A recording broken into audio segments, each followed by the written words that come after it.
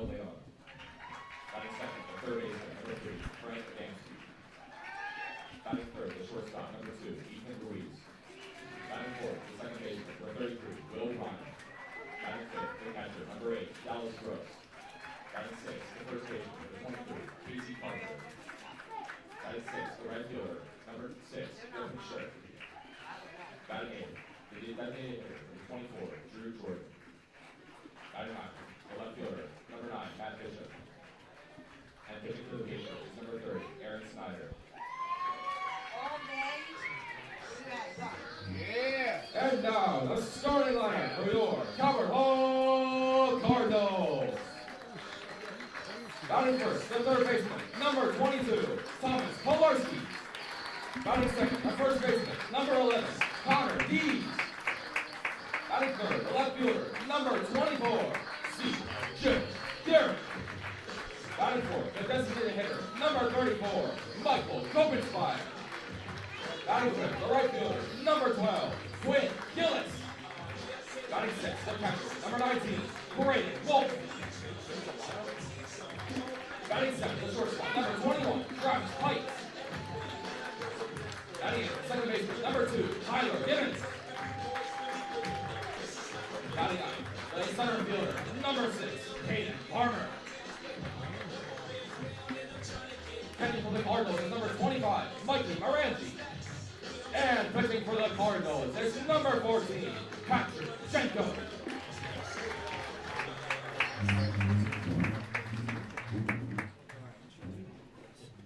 To honor America, please rise. Gentlemen, remove your caps for the playing of our national anthem.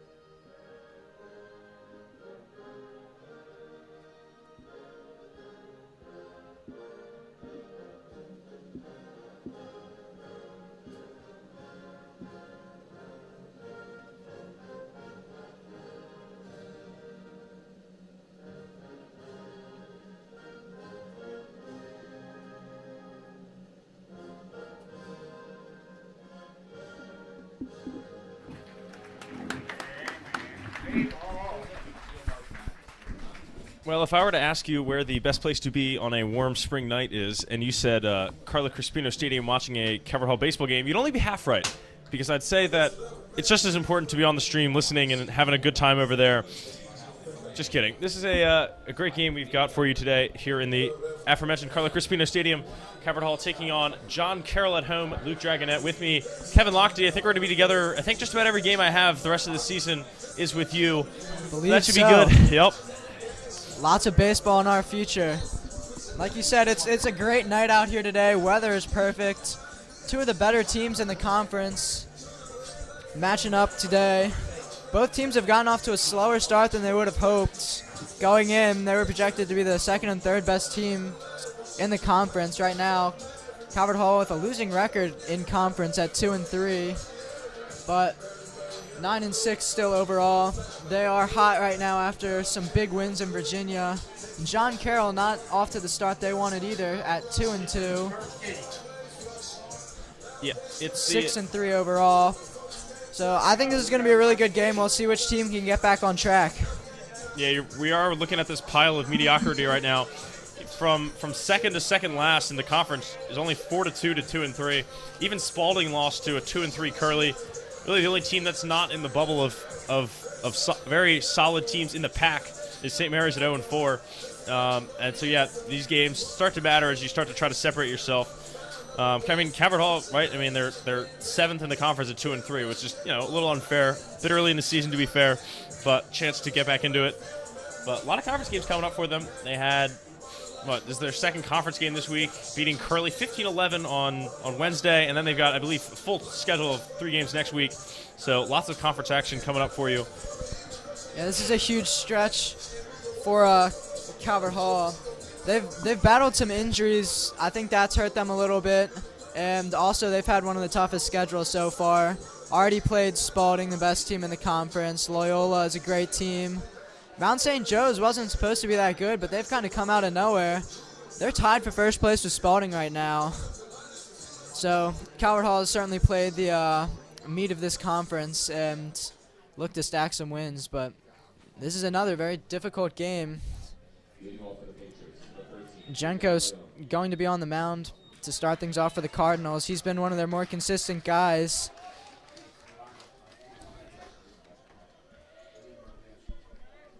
The only lefty pitcher in the lineup on the entire team for Calvert Hall.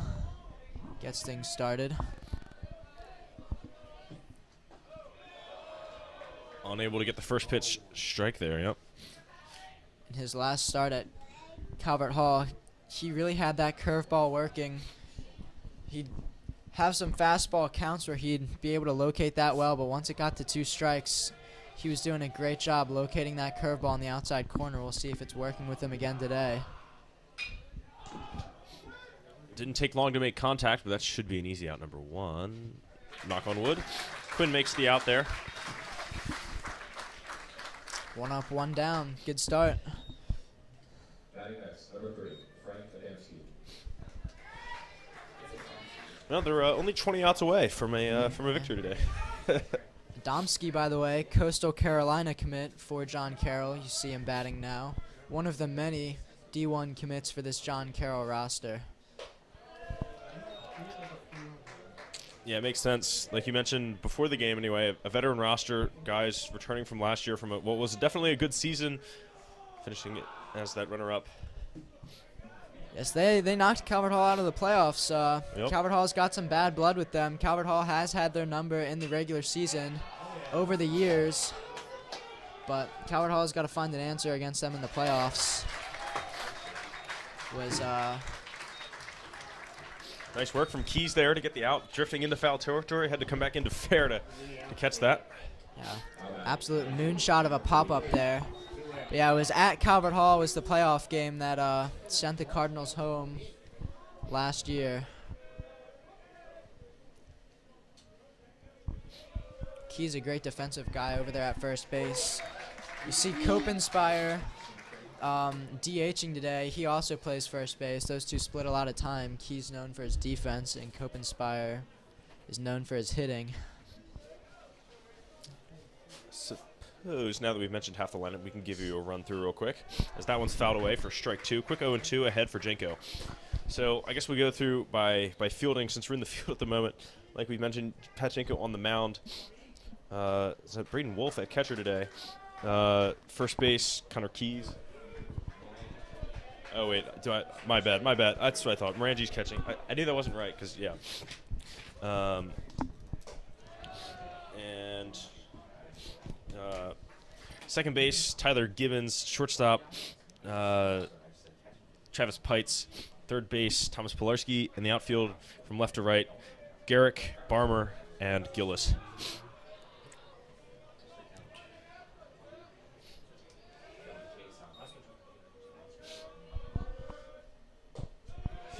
Throwing away a pair of pitches there, trying to work the count.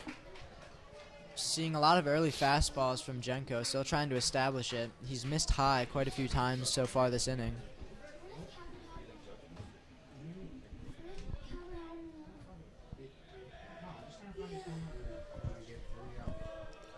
Two strikes, 2 balls, 2 outs to number 2, and he's going to line that one. Good backhand scoop and a good throw, and 3 up, 3 down. Good inning, good start. Yeah, that was a good backhand there. I believe that's Travis Pites out there at shortstop. One of the younger guys on this team, a sophomore. Pretty routine play, but whenever you get a ground ball smoked at you, I promise you it's harder than it looks. So good job making that routine play with the strong throw over. Just like that, Calvert Hall, 3 up, 3 down.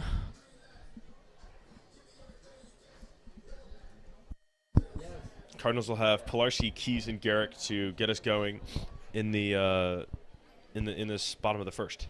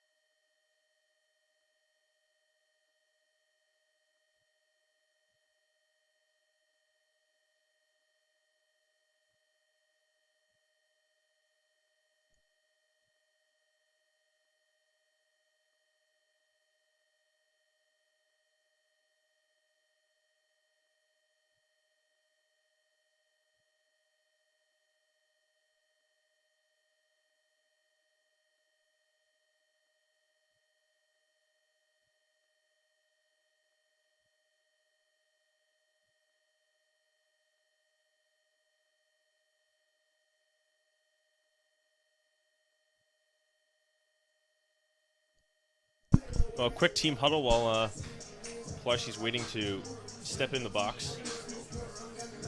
We've seen Pilarski a lot in the back half of the lineup, but he has provided a spark a number of times to this team, so he's worked his way into that leadoff spot. Another younger guy, a sophomore, frequently starting at third base. By the way, John Carroll's pitcher today, Aaron Snyder. He's got 16 innings pitched on the year, 11 hits, 3.5 ERA, and a 1.56 whip. Certainly not bad for a high school pitcher. Well, we're hoping it looks bad after we're done with this team, right?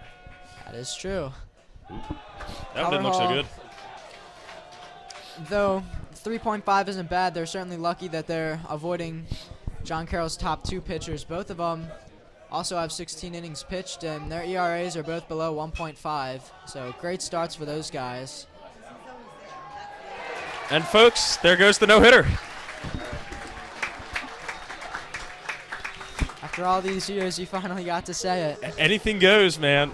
That is not the most powerful of hits by any means, but they'll take it right where they aren't. I mean, that's the tennis equivalent of a drop shot. Yeah, not much of a shift in the outfield at all. They were playing deep and just found the open grass over there in right center. So now the senior Connor Keys working with the runner on first. He'll take strike one. Calvert Hall dugout getting a little chant started for Keys. Takes a look at his wrap. What pitch is he getting? That one gonna be low. Good pull back on the bunt there. Third baseman drawn in, by the way, on that bunt. Now he's expecting it. Calvert Hall is trying to get a runner in scoring position here early. He's taking a huge secondary. Oh, he thought about it. 2-1.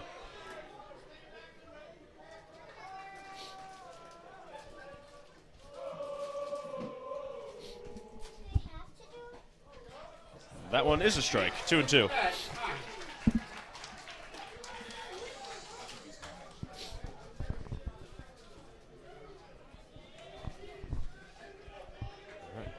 Here's the 2-2 to Keys. That's inside, driven down the line, and home run in England, but just foul.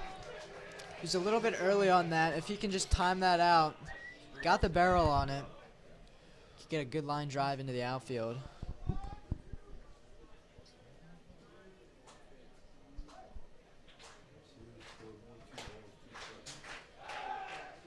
Nice throw over, just a reminder that he's there. Pitcher is watching him like a hawk. Unlike the MLB, they can throw back unlimited times, so frequently see that here in high school baseball. There he goes.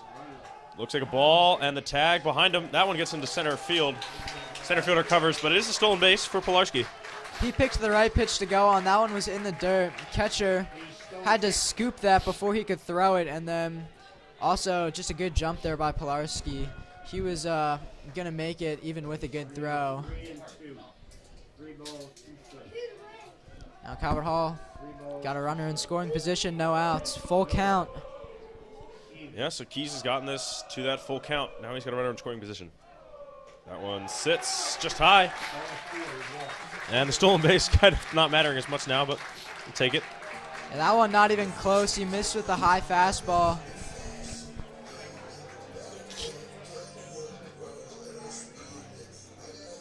You certainly don't want two guys on with C.J. Garrick coming up.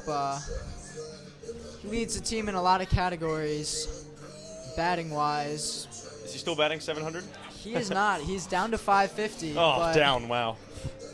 550 is certainly by far the best on the team, and certainly one of the best in the entire league.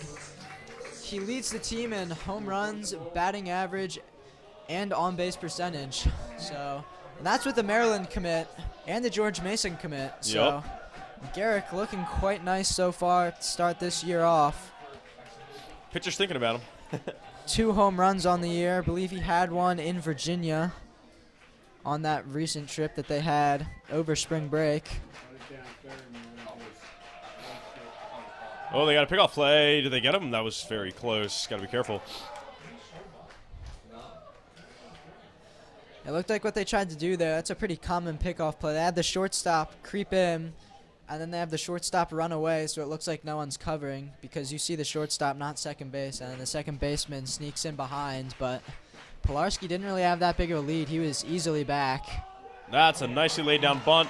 Second baseman covers well. They'll get the out, but it's a good job by Garrick to move the runner over. Yeah, that's all he really needed to do. He just laid it down the line, and obviously you're not going to reach on that 9 times out of 10 in the A conference, but advances the runners. A single scores 1, maybe 2. Extra base hit definitely scores 2. So, classic scenario, you get the first 2 guys on, move them over, and now you get really 2 chances to get a hit, knock them in. Yeah, Calvert Hall looking to get ahead early. Yeah, situational baseball. It's good. Be tactical from the early on. Calvert Hall has struggled with runners in scoring position in the past in conference play. We'll see if they can break that trend today. Copenspire, a power hitter. He's got 1 home run on the year. That one swung on a little late, and he's down 0-2. If you're Snyder right now, you don't want to throw a strike in this 0-2 count. You want it to start ball and then fade away strike. If he's got a good off-speed pitch, he can land on the outside corner. That could certainly cause a strikeout, perhaps a high fastball too. Both would work. That one line right up the middle. That'll score 1. We're thinking about 2. They're sending him. This could get interesting. The throw, not going to beat him. And a 2-run single there for Copenspire with 2 strikes. What a turnaround. I don't know why the catcher didn't lay the tag down. It looked like he had a shot at him. Looked like it was going to be a bang-bang play, but did not lay down the tag. Aaron Snyder, add 2 runs to that ERA. He's in trouble early. Looked like the catcher was set up for a high fastball, and Snyder just missed. That was a fastball right down the middle into a power hitter like Copenspire. He hunts that fastball, and he took advantage, smoked it right up the middle, just like that, 2-0 Calvert Hall. And now the Jeopardy music plays. They try to get this pitcher under control. Getting beaten up a little bit. 3 hits and a sac bunt is only out. Well, 2 hits and a walk, I suppose. 3 base runners. Number 12, Quinn Gillis.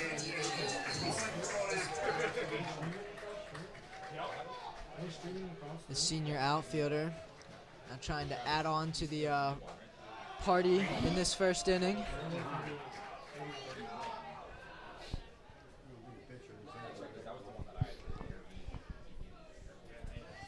Travis Pikes in the on-deck circle. He's been red hot with the bat.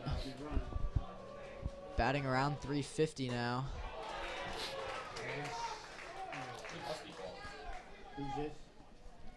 Gillis chasing after that one.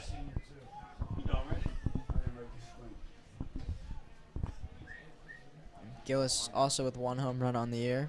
I believe it was against Bishop McNamara. So they continue to check in over there on first base. It's a lot harder to do it when you're not a lefty, but they're going to keep trying.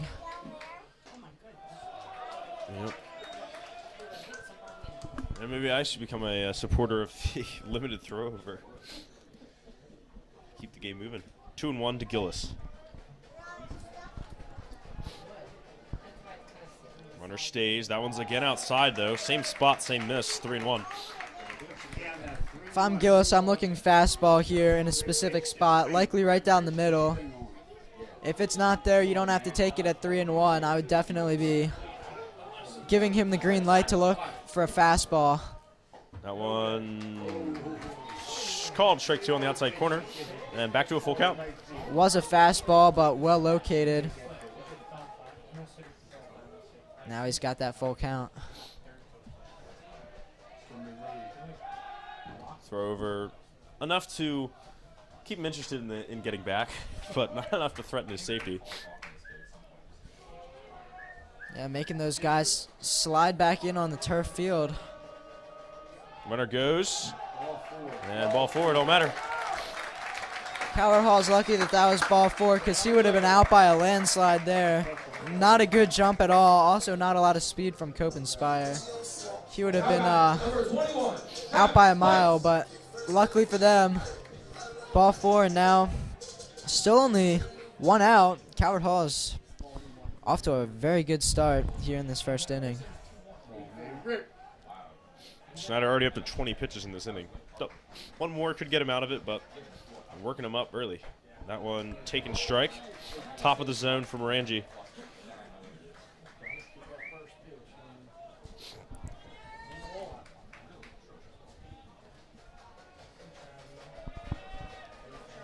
See what Morangi can do with the 0-1. That one sails but falls in there.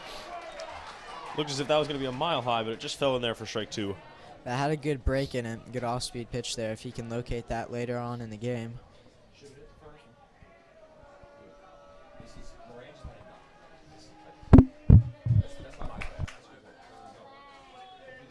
(0-2). He made the mistake earlier in an 0-2 count of throwing fastball right down the middle. We'll see if he mixes it up here. Tries to get him to chase. That was well located, just high. Off-speed pitch just missing. Also, a quick correction for you.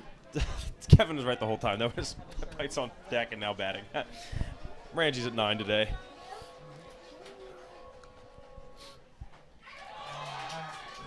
Throwback, bouncing off of Copenspire, and he's gonna go for it late, and he will get in under the tag, stay on the bag, just barely. And that was an interesting play. Yeah, talk about bad luck if you're the Patriots. I mean, wasn't the best throw, but bounced off his helmet. That would have stayed in the infield. Yeah, well, that's but why you wear it, right? Rolling all the way to right field. By the way, that was a great 2-strike pitch there. Outside, down and away fastball. Got him to chase.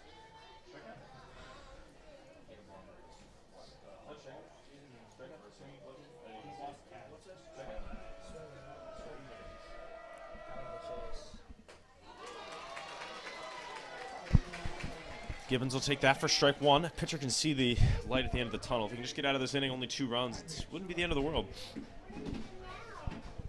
So he scores like 15-11, you know, you could score a few runs to come back. Still have 6 more innings as well. That one on high, outside, just about everything. Or sorry, high inside, just about everything wrong with that one. Middle infield is going to be playing deep here so that they can get that easy out at second or have the option to go to first.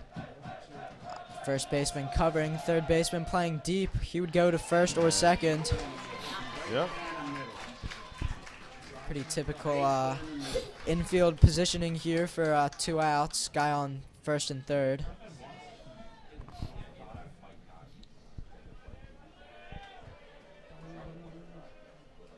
That one swung on. Should be manageable, but it's a little complicated. Shortstop runs over, calls him off, makes the out. Good communication to get the out. Yeah, got under that one, popped it up. Obviously not the start Snyder wanted, but getting out of that with just 2 runs, it could have been worse. They're still in this game. John Carroll's 4, 5, and 6 guys due up when we come back. Yep, 26 pitch inning for Snyder, and we leave 2 on after scoring 2 on a pair of hits. No errors, and 2 are left on base.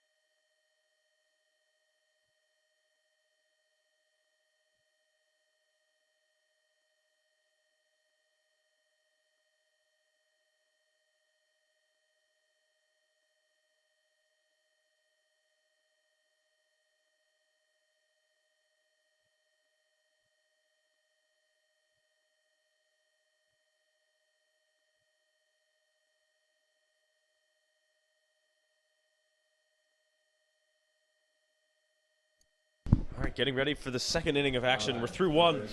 Jenko looking confident out there. Can he build on that first inning success? Yeah, 1, 2, 3 against, I believe, 3 D1 commits, so not bad.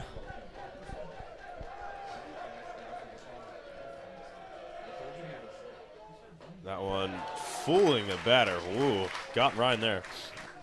That's that curveball that was really working for him last time he pitched here at Calvert Hall. Starts off a strike and then fades away to the outside part of the plate and off the plate frequently. That one framed very well for strike 2. Good job of Ranji, and it's 0-2 early.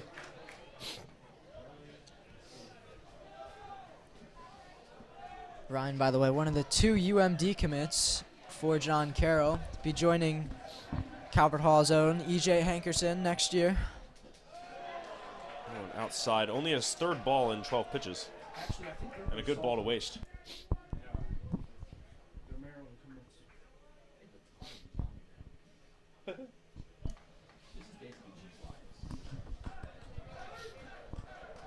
Maryland, a good school to be committing to, though, looking to win another Big Ten Conference championship. Good scoop by Keys, and he will get it out himself. A catch former broadcaster from Calvert Hall, my cousin Tyler Lochte, calling those games over there for Big Ten. Yep. And little shout out to Maryland from you, UMD commit. That's true. I am a UMD commit for academics. D1 academics, nothing Yes. wrong with that. Yep. Did you go to Accepted Students Day on Monday? I did not. I'm committed to Marquette, actually. Still got to go. I mean, it's free food. Yeah, nothing wrong with some free food. Just kidding. That makes sense. But you and Tyler have a game, what, Monday? You guys have one of the games together. We do. Nice. Supposed to call the Loyola game with me, but unfortunately he had a Big Ten game come up last minute, so terrible. He has to call, a game to, 1,000-man audience? yeah, I had to give him a hard time for that one, but I guess I can't blame him too much. Yeah. Happy for him, for sure. Though it was fun getting to call those games with him freshman, sophomore year. Definitely learned a lot. Yeah, absolutely. Got me into this club. Easy 4-3 will get Broads out. Now Carpenter. Not Dan Carpenter or Matt Carpenter. This is Casey Carpenter. Yeah, lots of famous Carpenters in the major leagues. Gets the name confused. It must just be a big baseball name.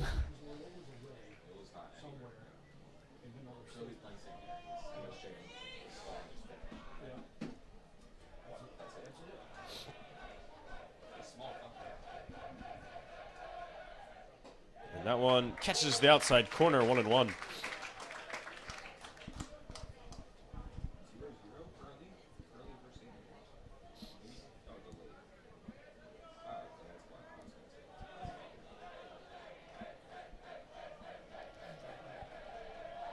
Ninth pitch of the inning. Could be 2 straight 9-pitch innings if he can get this out made. Good transfer scoop, and they get the out of the inning.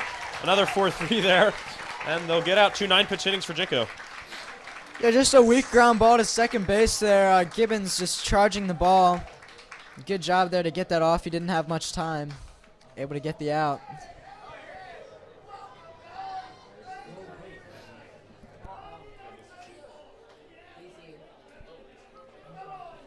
So once again, no runs on no hits, no errors, no one left on base. And we're through 1.5 here at Carlo Crispino Stadium. 2 very efficient innings so far for Jenko. You said 2 9-pitch innings. That's really impressive. Like we said, lots of good bats in this lineup for John Carroll, and Jenko just continuing his dominance so far this year. Calvert Hall bats, we'll see if they can continue here in the second inning.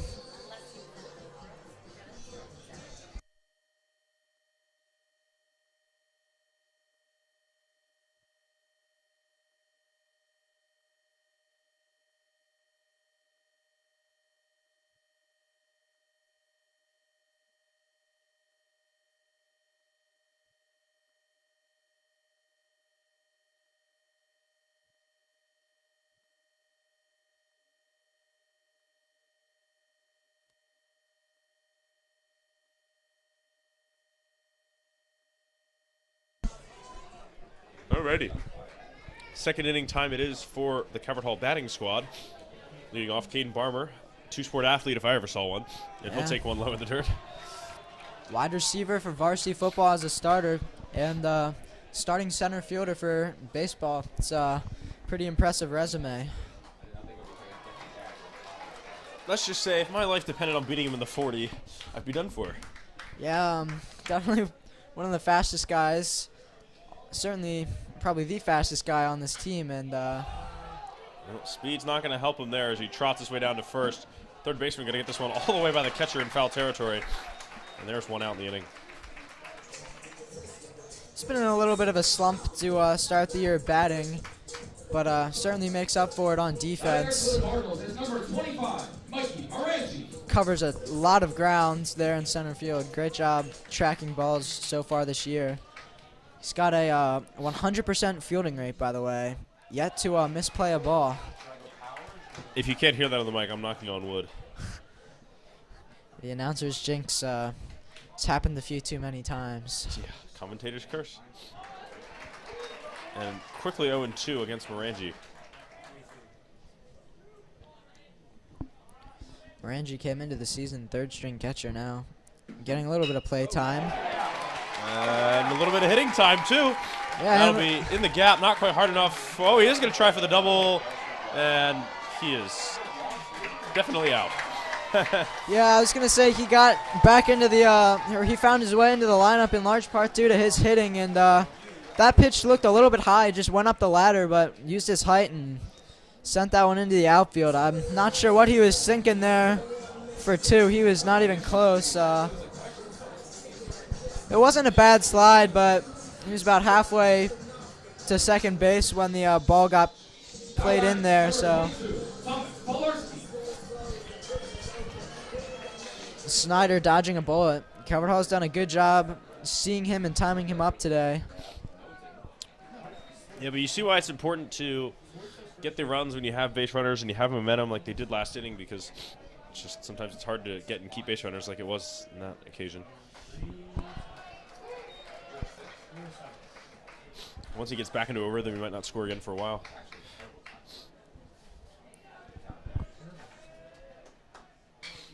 The 1-1 swung on, and right to the right fielder. He'll make that catch. A quicker inning this time from Snyder. It's better from John Carroll, I'd say. Yeah, it was a pretty efficient inning there. They got the single from Morangi there, but ended with the throw out there at second. So quick inning. No runs on 1 hit, no errors, no one left on base. We'll go to the 3rd.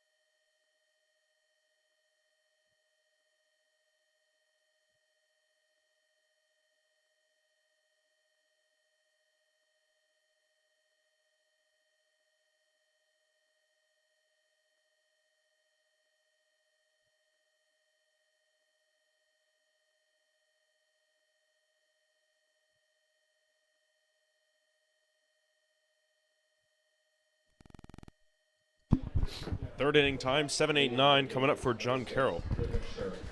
Shirk will indeed lead it off, as lovely PA announcer Peter Kelly tells us.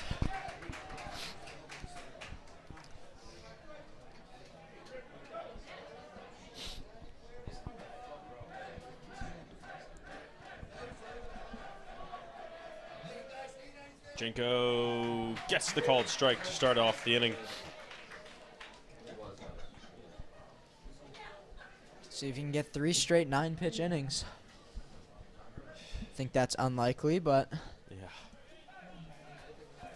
I'd take 9 or less. less would be great. Yeah. Yep. To stay on pace, he's got to get the out here. Yeah. Biggest count was that 2-2 where he had 0-2 and used 2 pitches before getting that 6-3 out against Ruiz back in the 1st. That one, 2-1.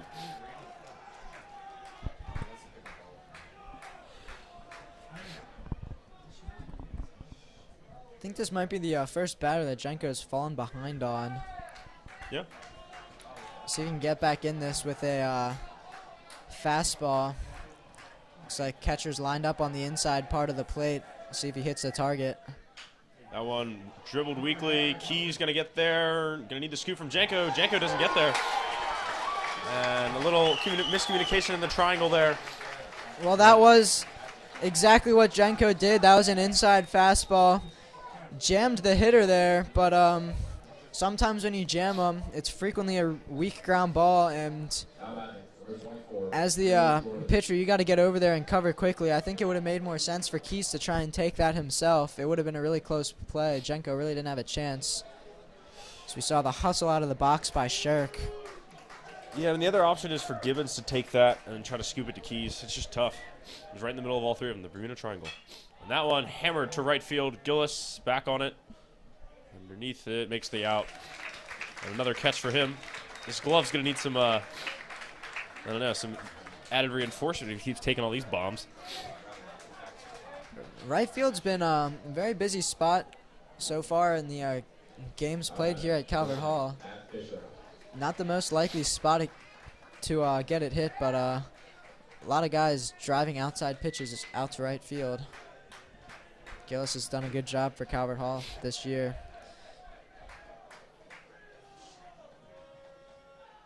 Jenko staring down the runner at first and then delivering a beam for strike 1.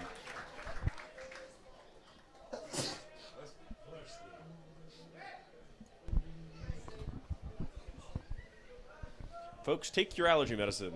That's what I'm learning today. Did not take my Claritin this morning. Yeah, the heart of, or the prime of allergy season, I guess, now that all the flowers are blooming. Yeah, pretty flowers. Painful flowers. Yeah. The turf is blooming, right? Yeah. Ooh, gets the outside corner. Strike 2. I regret to inform you that this would be the 8th. No. Yeah. 8th pitch of the inning. So unless we get a double play here.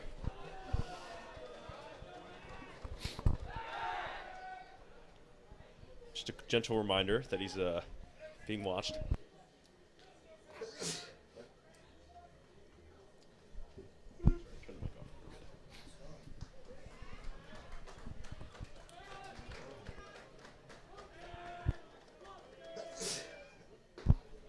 That one, throwaway pitch outside.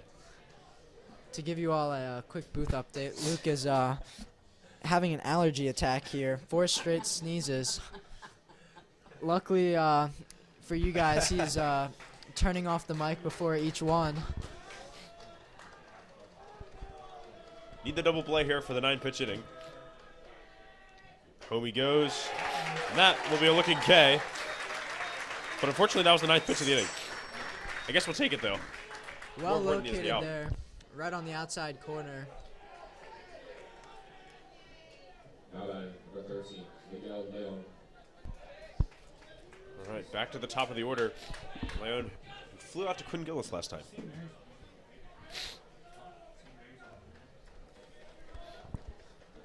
And back to the top of the lineup. Another UMD commit here. That's a chase right there if I saw one. Yeah, went after the high heat.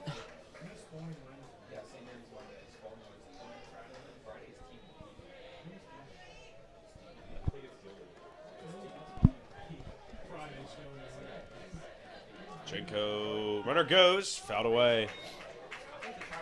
Surely the batter could have seen that and not decided not to swing.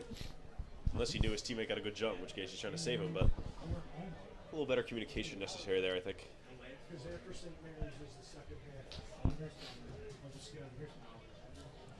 Jenko 1 strike away from getting out of yet another inning. Ooh, that one getting away from Morangi.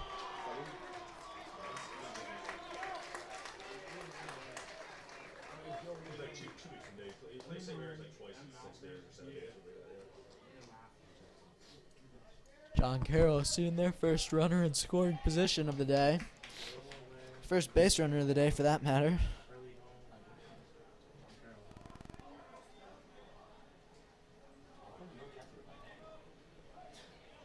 Here's the 30th pitch from Jenko. He can get him out of the inning and still be looking pretty good.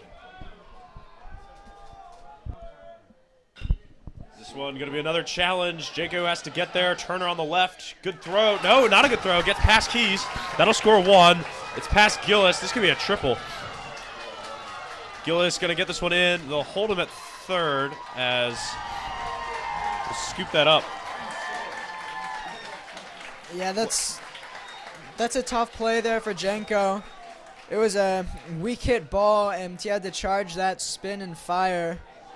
He didn't have any time to get himself set, but sometimes it's just best to put it in your pocket.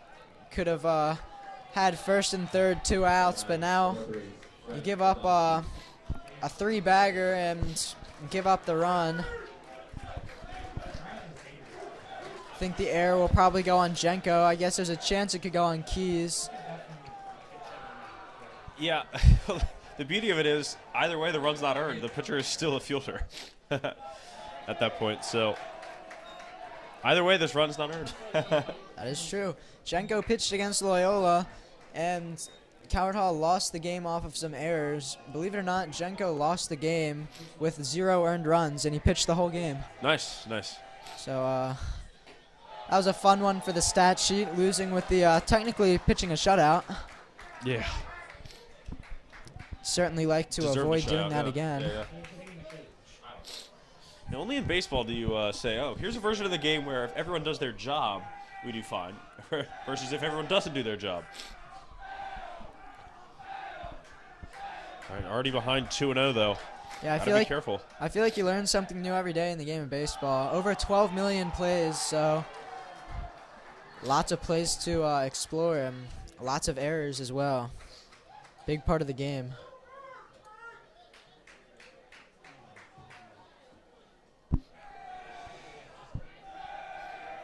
3-0. What's he going to do here? Might just take the walk. Right down the middle. Could they escape with a nice 6-3 gunner of an arm right there? That's a cannon.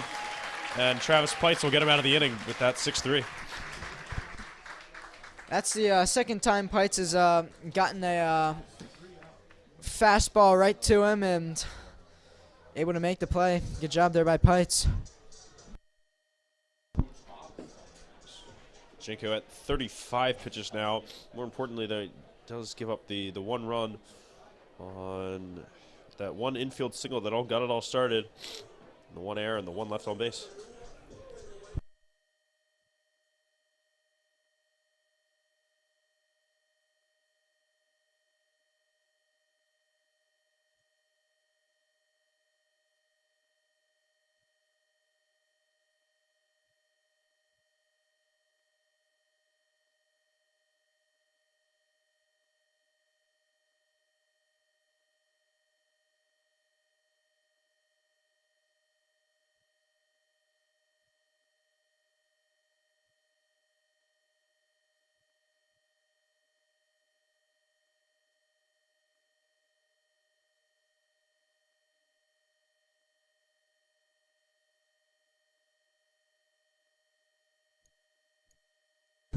Well, big opportunity to respond here for Calvert Hall. Are they going to just cling to this one-run lead? Are they going to come out strong and go try to add to what they've built, what they started off very well in the first inning? Keys will have the first say at this. They've done a good job hitting, but only 2 runs to show for it. 7 pitch at bat for him last time that ended in a full count walk.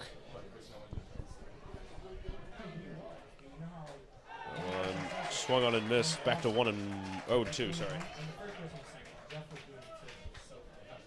Yeah, sometimes the best at bats are when you just foul off all those tough pitches and get a well-earned walk. It's exactly what Keys did last time.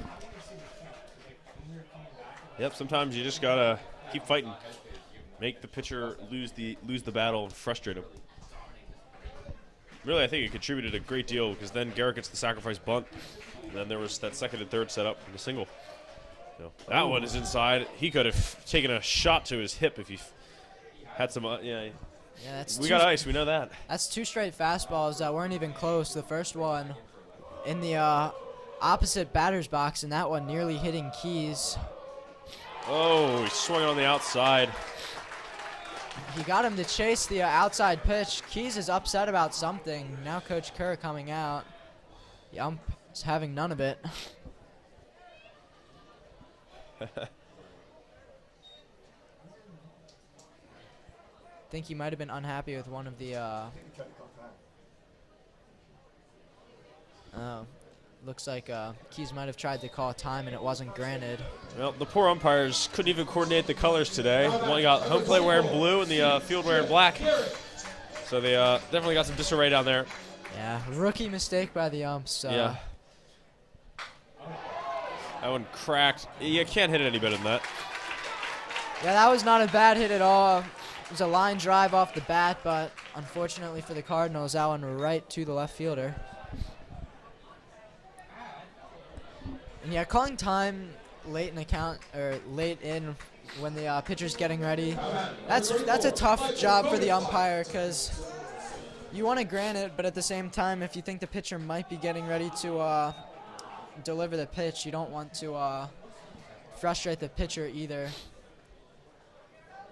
So that's just a tough spot for the ump to be in there. Ooh, that one's a long way away from the target. So unless Calvert Spire can work anything with this 2-0 count, Calvert Hall going to go into the 4th with a 1-run lead. Unable to add to it this inning unless,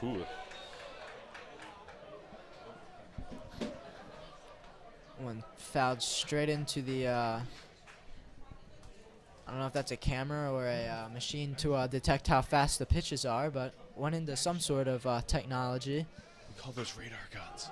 That's true. Calvert Spire going to get the bloop single. Learned his lesson. He's not going to go for 2 this time. Yeah. Probably wise of him to not go for 2 this time. After watching Morangi get beamed at second. Said, nope, not going to try that. 2-out single. Disheartening in a way because you can't get advanced very much, but make the pitcher work a little extra. Yeah, he'll probably get praises when he gets back to the dugout for the nice hit, whereas probably would have been having a tough time going back to the dugout, getting screamed at by the coaches had he gone for 2 there.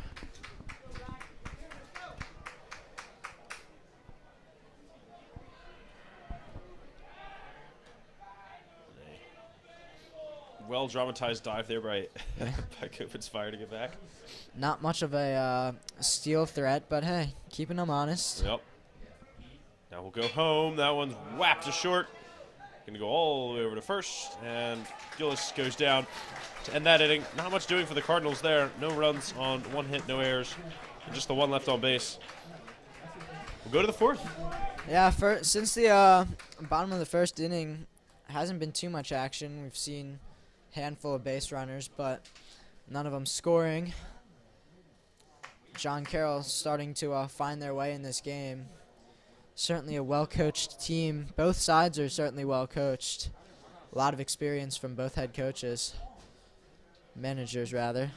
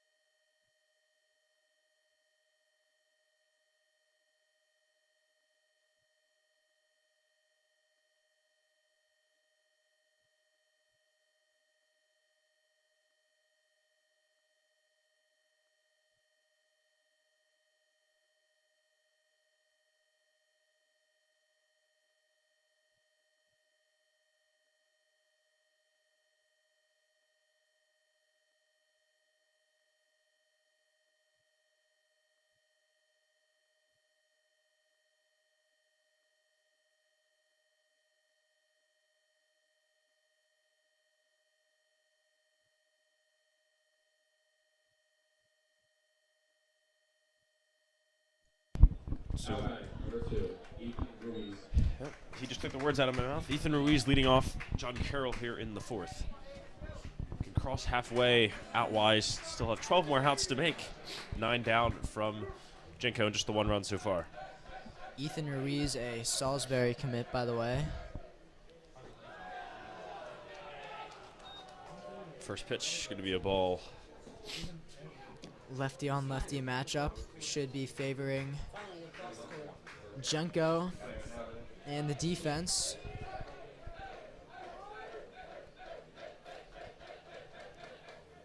One also outside.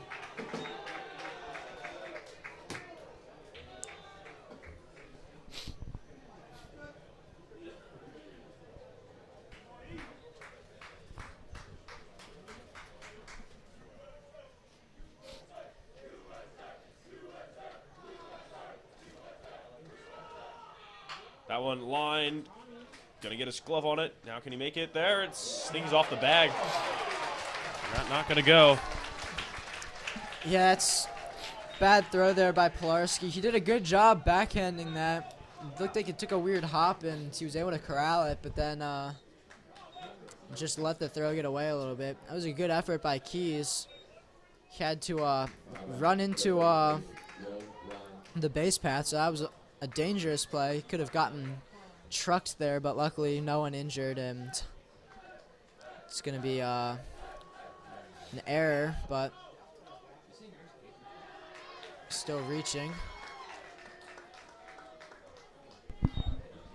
Looked like Pites tried one of the classics there, the pretend you didn't catch it and run to the outfield, try and get the guy to run to third, but nothing doing there.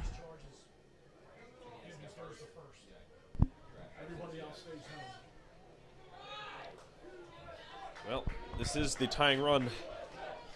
when you are in tight like this, you do care about individual runs and maybe sacrificing future stuff just to keep the lead intact. Gets the swing, blocks it in front. Good job. All the way down to one knee on that swing there. Jenko got him to chase that low one.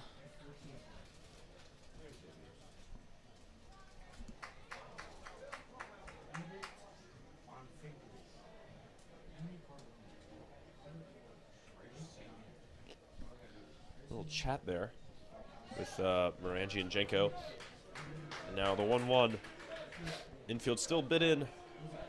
Trying to keep this runner from advancing. Jenko going to deliver. That one is luckily just foul. Another inside pitch. It's impressive that he was able to even make contact on that. There was really nowhere he could put that besides where he did.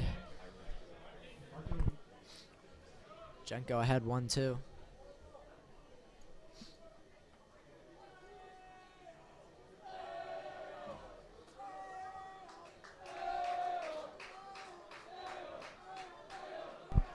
Here's the one from Jenko. High bouncer to first. Good scoop from Keys. And they will have to allow the runner to move over to third, but with 2 outs, I think you'll take that.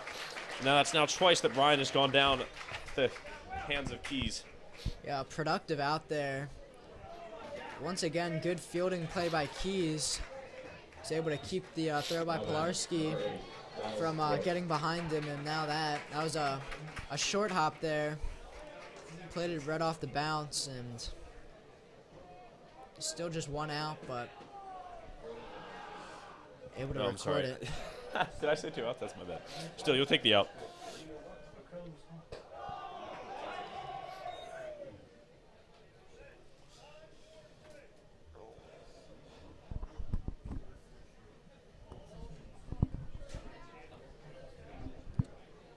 So here is the catcher, Broads, with 1 out and the 1-0.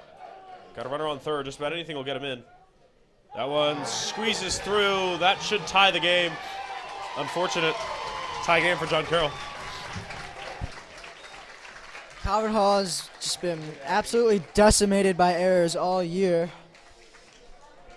Both of their runs so far today now coming off of an error or a passed ball.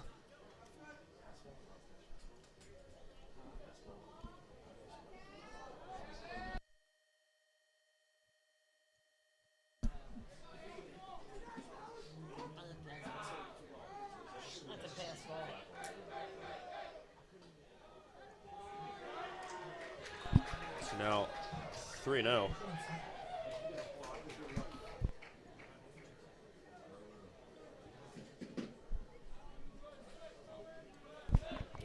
Theoretically a chance to reset mentally. Don't have to worry about the guy on third. It's a tie game again. Here's Jenko. That one, all right, well, 4-pitch walk. Don't waste your pitches on that one. And just try again with the next batter. Now you can turn 2 as well. So Carpenter will come back. He grounded out to second last time around to, of course, Gibbons. Yeah, I mean, obviously the 4-pitch walk not ideal, but no one was on base, so there's certainly worse times where you could commit that.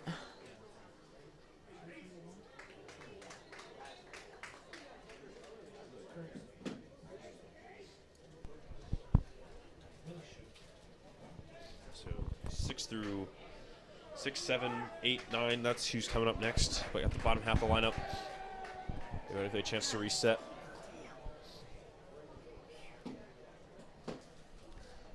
John Carroll bench getting a lot of chance going. They've got the most people I've ever seen on a high school baseball team.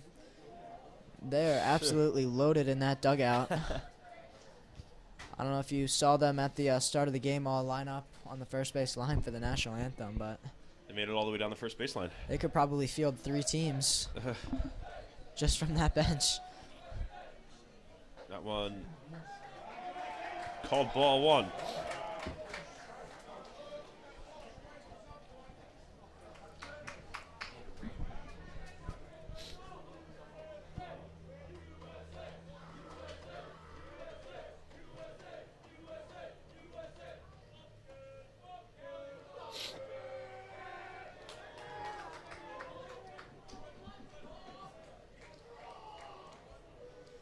Playing mind games over there.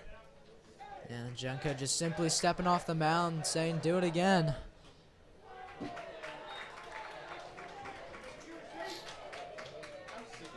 I wonder if they are starting to get into his head a little bit, though. He's lost a little bit of the control that he had in the first 3 innings. Yeah, he's lost a bit of momentum, too. Yeah. Guess giving up 2 runs on errors will do that to you. Especially one of them is your own error. It's tough. But all doesn't matter if he can get out of... Oh, he got him. Now they got to take care of business. And did not. And the base is stolen, even though he got the pickoff move just right. Fooled him. Yeah, this is just sloppy baseball right now. I mean, that should have been another easy out recorded there. Just unable to make the play.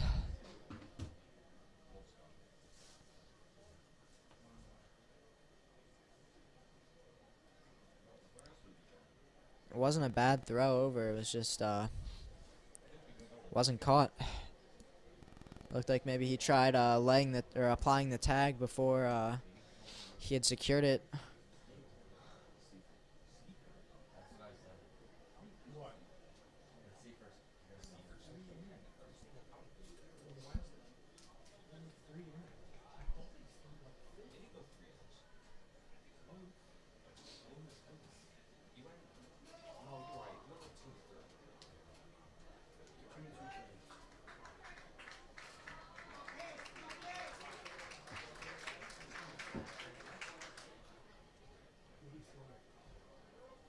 Well, quick chance from Kerr in the infield to rally around Jenko here.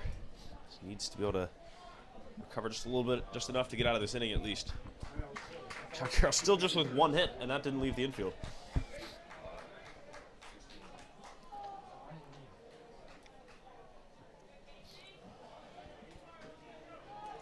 It's down 2-0 in the count as well. Just throw a fastball for a strike here, try and get back in this count. That's exactly what he does. There's 1 strike. Fouled away.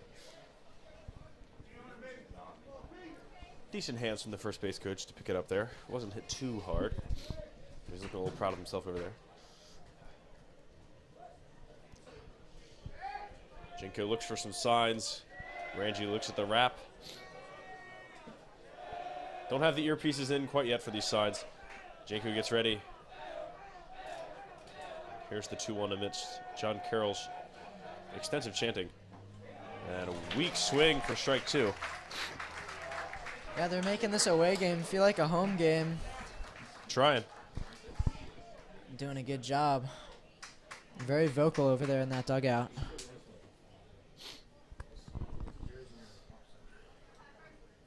Want to make sure they get this call absolutely right. Big pitch here. Yeah. 2-2 count.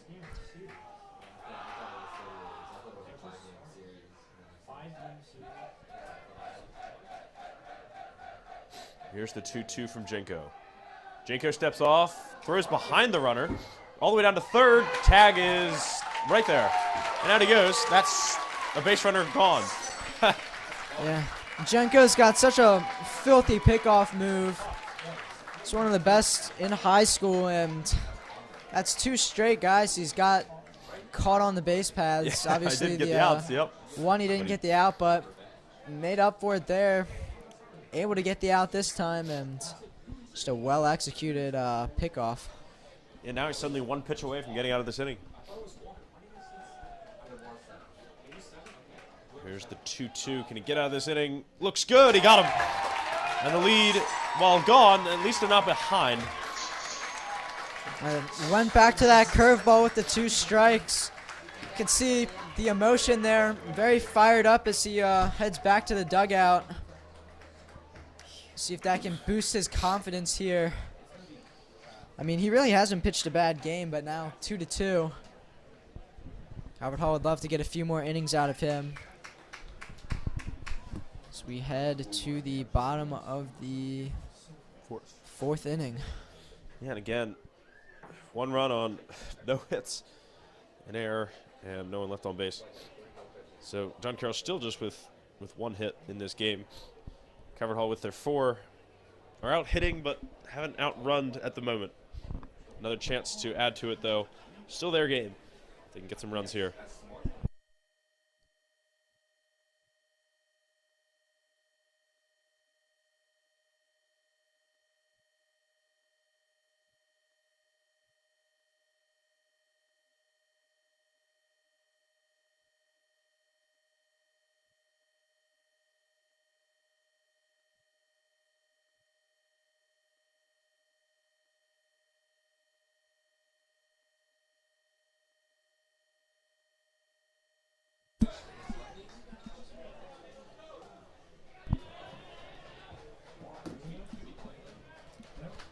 That's a strike to Pites, and then Pites striking that one just foul.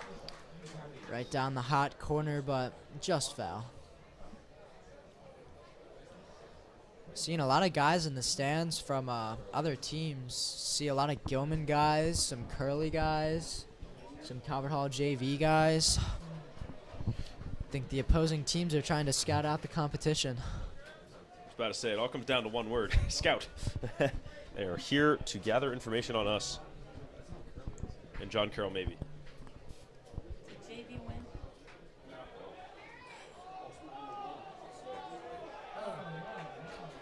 And time had been called before that pitch. Tried to sneak one in there.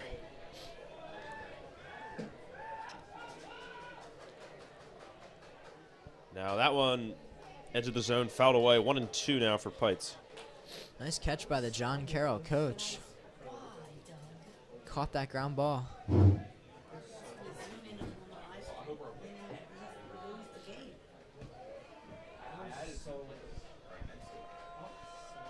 That one, too, is way outside. 2-2.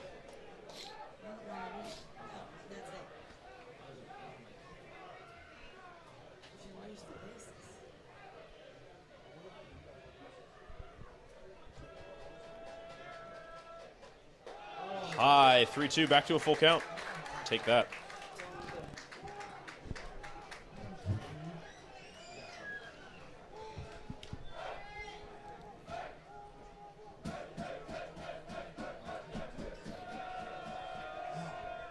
.52 from Snyder is high. That's a walk.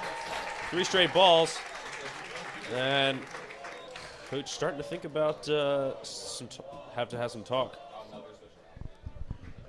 pitch count. At getting 52 up for there Schneider, a little yeah. bit. Have a little chat. But he does have the bottom of the lineup coming up. If that factors into his decision making, try to let him stick it out through the bottom half of the order, or not take any chances of letting the bottom of the order get on base. We shall see.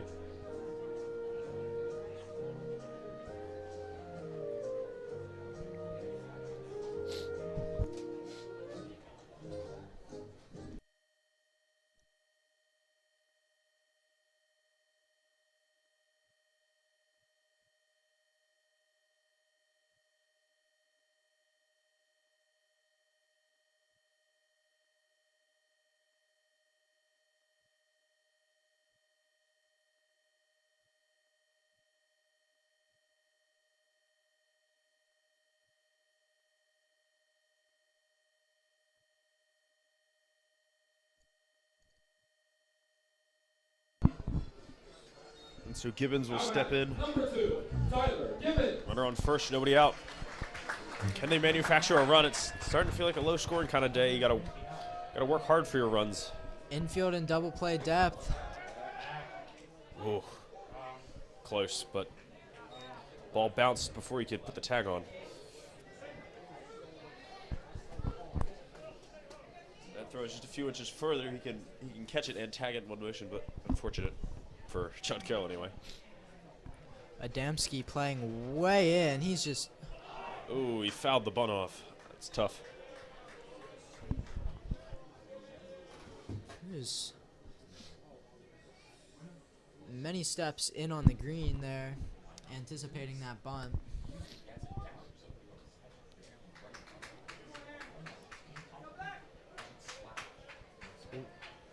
He's showing again now, pulling back. Yeah, interesting. Pulls back and takes the strike. Gibbons frustrated with that one. That one's just right down the middle. Now he's got to swing away, kind of walking into a 1-2 count now. Gonna try to bunt, 2 strikes. No doubt of it going foul. He's gonna get the out at first. Was smart. He just put it right down the middle. Said, I'm not gonna take a chance of fouling it off. Still gets the job done. Pitcher thought about trying to get the out at second, but he'll take the out at first. Very bold call, bunting with 2 strikes. If that was a foul ball, he would have been out. But I guess risk reward, it paid off. Advanced the runner. Number 6, Caden Farmer.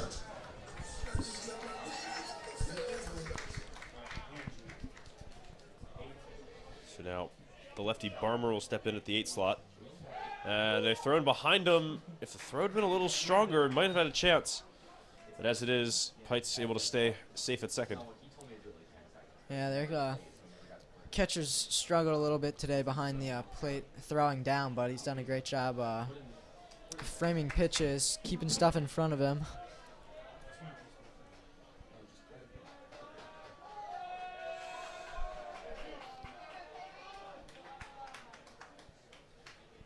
Wouldn't be shocked if we saw another bunt here. Try and get the runner to third. Barmer, as we mentioned, the fastest guy on this team. And if you see the third baseman, he is playing way back. If he can get it down the third base line with his speed. Runner goes, hits behind him. That is going to get him into a pickle. And they got him at home. And it's a tough scenario there. I think he thought the ball was through, and he rounded third just a little too hard. And that's going to get him caught into a pickle and thrown out at home. Yeah, so that was a hit and run design play there. He went and he knew that Barmer was going to be swinging. It was actually the perfect pitch to do it. It was an outside fastball. Barmer did exactly what he was supposed to with the ground ball. And I honestly thought that was going to get through too.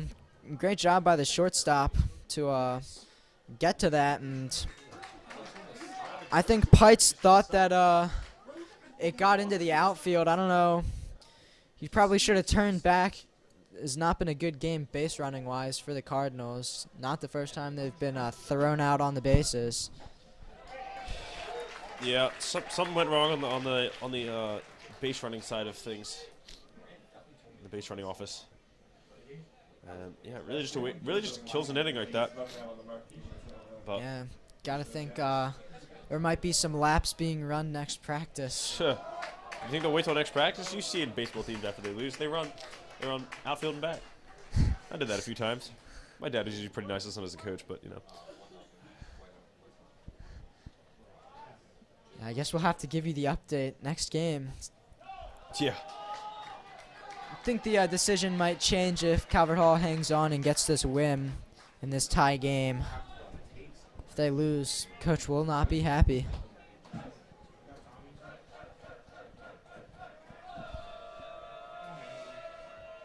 That one, 3-2. I guess he had to swing at it, but I guess he didn't have to swing. It was a strike either way, so it didn't really matter.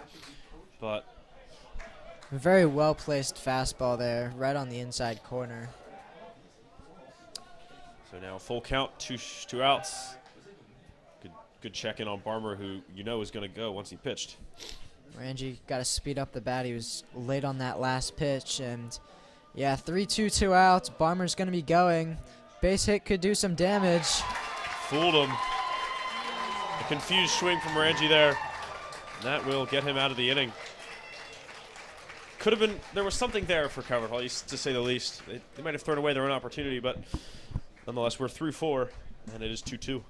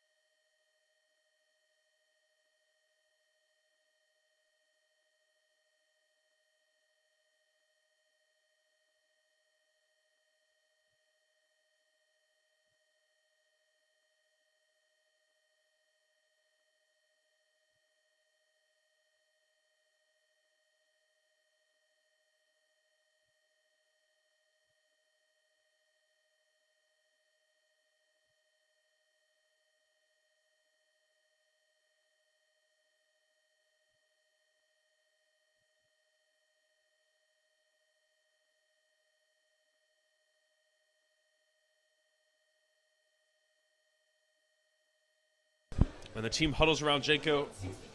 Let's get him going for this inning as his 50-pitch one-hitter continues.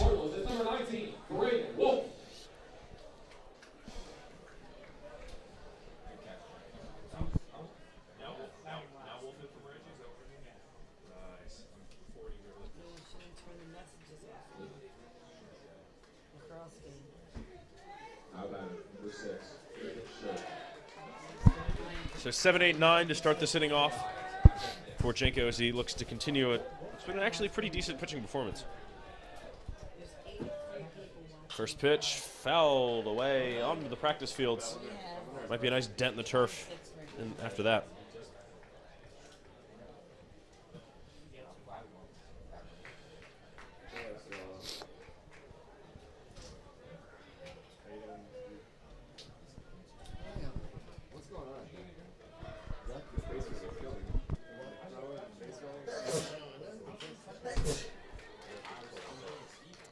Another ground ball to Pites over there at shortstop, able to make the play. One down.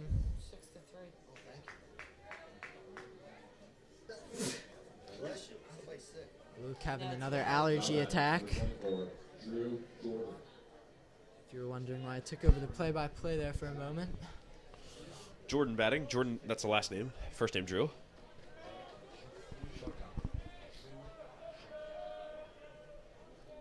That one gets in the strike zone. That's the first strike to the 0-1 Jordan. You want to see my pictures? Of what? Of the, look, here's a good man. Nice picture. That one fouled away. 0-2 for Janko. 6-4. This would be Janko's 55th pitch. First pitch of this at-bat was a inside corner fastball, and now he went outside corner fastball. Now that he's got the bat sped up, would not at all be surprised if we see a curveball, at least an attempt of a curveball here. I would love a nice dirty one in the dirt, yeah. He's lined up inside. It's exactly where you'd want it. Nope, he goes And fastball. Rings him up. The looking K for Janko. Only his second strikeout of the night because of how efficient he's been at getting people to swing. And his first looking K of the night as well. Hey, Two outs. why mess with what's working, I guess. 3 straight fastballs, 3 straight strikes, punch out.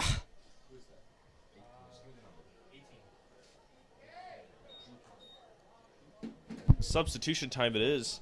Substitution in baseball almost as ritualistic as you might say as it is in soccer. Anybody here Yeah, late in games, it's a game of small ball. You see a lot of pinch runners, pinch hitters, defensive replacements. A lot of bench guys get in late. So Drew Kelly, not related to commentator Peter Kelly, is going to pitch hit now for going to pitch hit for the left fielder Bishop in at the 9 slot. Interesting to see how in Pilarski is. He's on the infield grass. That's a strike if I ever saw one. No one on base.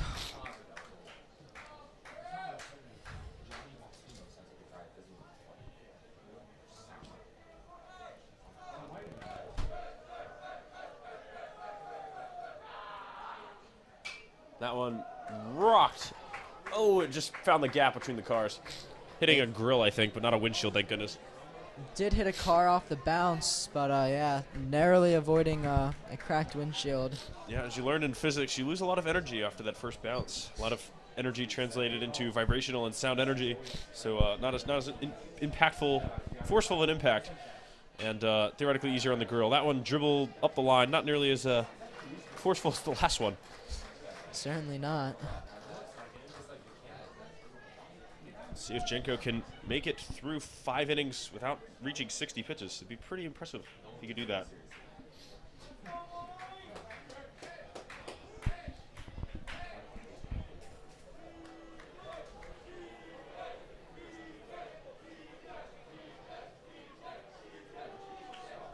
Janko, the 0-2, got him. That was disgusting. Went with the curveball that time. Got the strikeout on the fastball on the last batter, but after throwing a number of fastballs, he finally went back to that devastating curveball, and I mean, you said it. That was a beautiful pitch.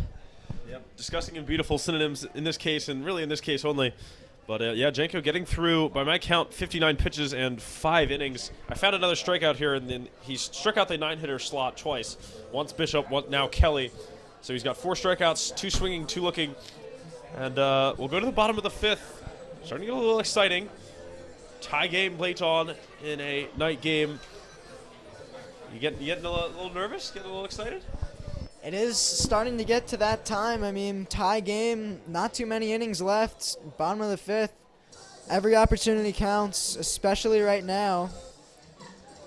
Jenko giving a lot of innings for Calvert Hall, and only at 60, he might be able to go close to the full game.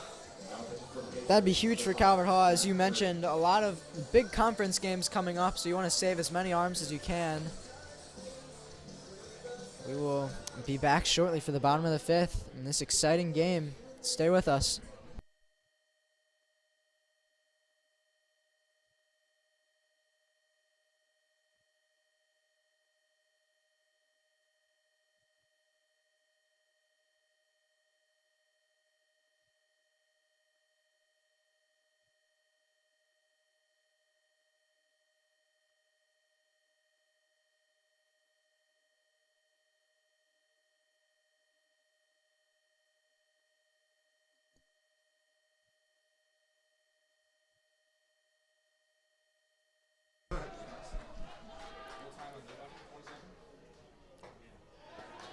Pilarski in the top of the lineup back here. By the way, if you were wondering where some of Calvert Hall's best guys are, they are still injured. Jake Butler, George Mason commit, 4-year starter for Varsity, out, and UMD College Park commit E.J. Hankerson also out with an injury today, I believe. Not sure if either of them are available to pinch hit if needed. Both of them getting the days off. They might not need it if they can get that one in the gap. Where even is it? It's gone. That's where it is. It's gone. 3-2, just like that. Yeah, Pilarski, I said it earlier, he started out the year in the back of the lineup. He's starting to move his way up and now leading it off. Hits an electric home run there. It just kept carrying. It looked like it was going to be just a routine flyout, but he got all of that and it just kept going. Not much of a breeze. It just kept carrying. Towering ball there. Great piece of hitting by Pilarski. And great reaction from the players. They're celebrating with their Let's Go Pump It Up song. That one fouled away by Keys. Yeah, off the bat, I was trying to locate the ball, and I couldn't find it until just before it dipped below the left field fence on the other side. Yeah, he skied it. That was not a line drive. That one was see what Keys was thinking. High into the air, and he did barrel it up, so I definitely thought it had a chance of going. It was not a no-doubter, but certainly had potential, and it made it. A few feet over the fence there in left field.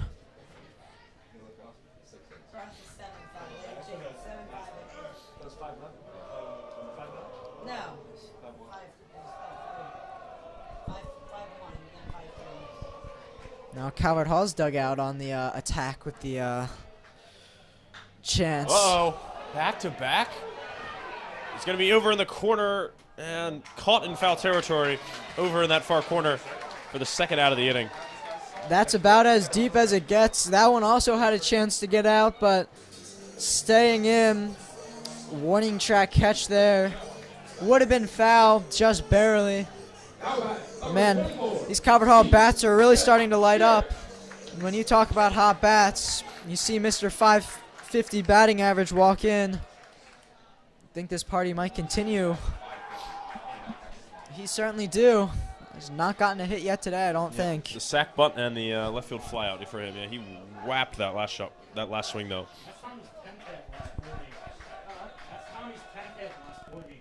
That one. 10 hits in 4 games for Thomas Pilarski, by the way. Very hot right now. That one gonna get slung in there for a strike. 1-2.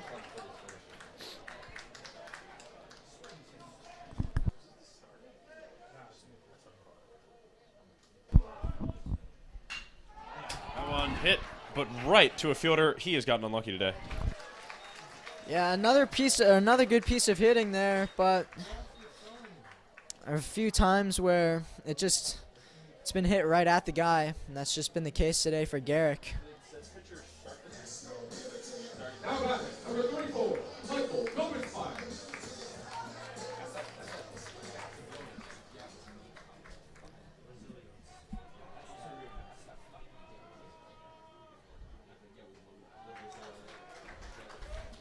Gets into a 1-0 count here.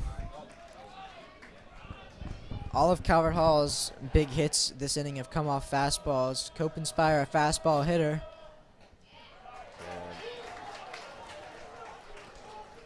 Took one high and outside. Not really the pitch you want to swing out in a 1-0 count. See if he gets anything better. That one inside. Should be an easy out for the pitcher, who will lob it over to first. So Calvert Hall do get the 1 run on that one very, very big hit. But besides that, not able to do much as 2-3-4 go down pretty quietly. But it was a loud first half of the inning, that's for sure. It certainly was. Now, Calvert Hall only 6 outs away from getting a victory. We'll see if they can close it out, keep errors to a minimum. It's getting exciting.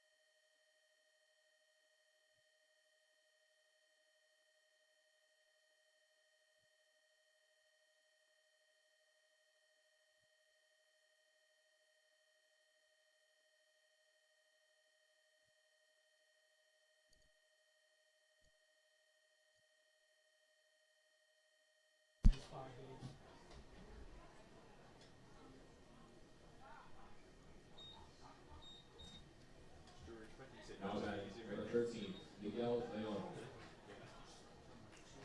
All right, top of the 6th. 2 innings left for you, at least in regulation. 1 crooked number on the board all the way back in the first inning for the Cardinals. Since then, it's been a grind. Trying to bunt for hitting there. That one's going to bounce straight back for Leon.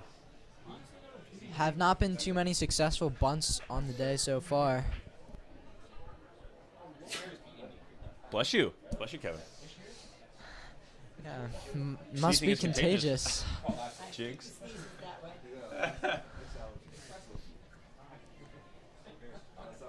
If you talk about the ratio, though, it's about 12 sneezes to 1 for me, so still not in a bad spot. Yeah.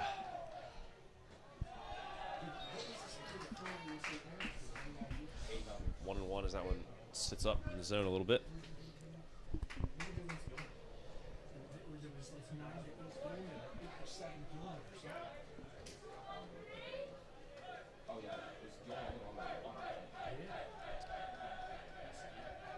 Jenko, that one high. Same spot again, 2-1. Looked like Jenko missed the target there. You can see the frustration right after it left his hands.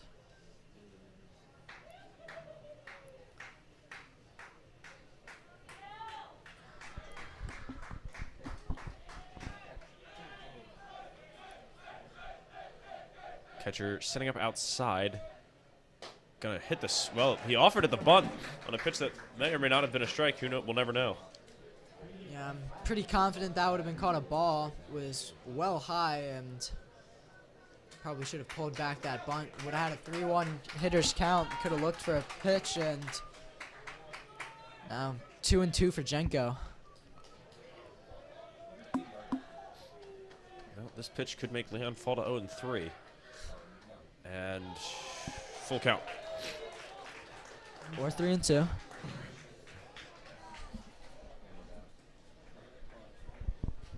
Well, it is all but dark outside right at this point. It has steadily been decreasing since that 6:30 start time. And not quite pitch black yet, but the sun has certainly gone down on this beautiful evening here in Carlo Crispino Stadium. And he does not get the strikeout. Gonna get a walk now. I've never seen someone so fired up for a walk, but hey, they really need a base runner right now, so when they get one, Base I have hit, a ball 4. I have a feeling dugout's gonna really get into it here. 1-run games, man, that's where it gets antsy. As they should. They need to rally. See if Calvert Hall can keep this to a 1-run game.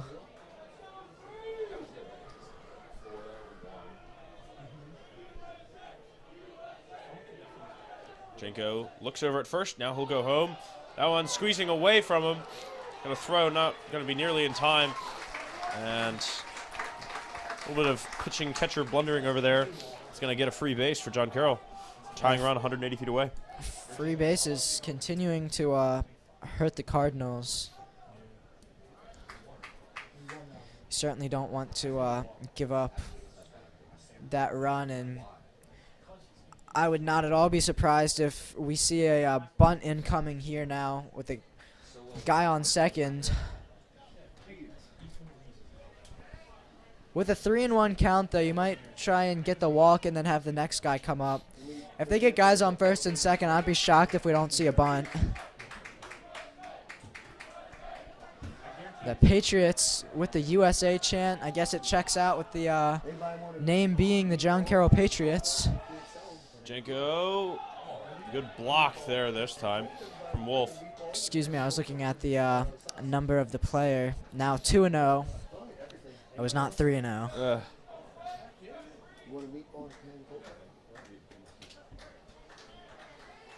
You need glasses, Kevin. Did you put your contacts in today? I do Just not own any kidding. contacts, actually.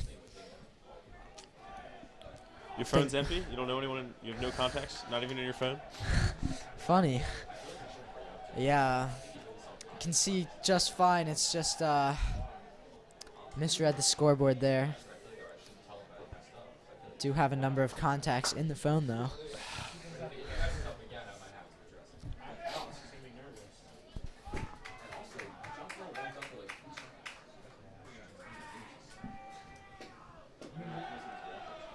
Two-hitter in the lineup, by the way. So they're in the part of the lineup they want to be in. Adamski bending out of the way of that one, only for it to be a strike. So it's back to 2-1.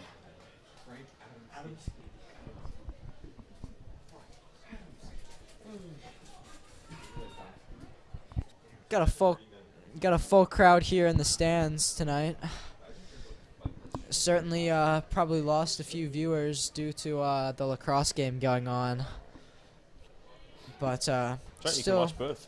yeah, still nice to see a full stadium here. I believe we were just told the score is 7-5.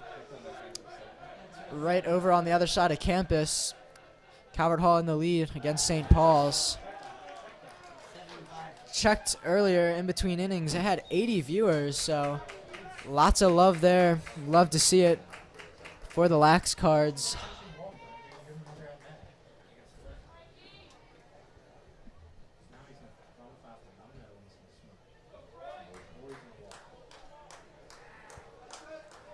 Still no outs. 3-1 count. Got to throw a strike.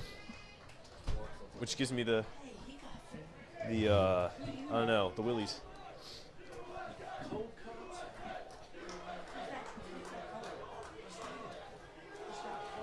Jenko, the 3-1. Here he goes. That's a strike. Gets the swing.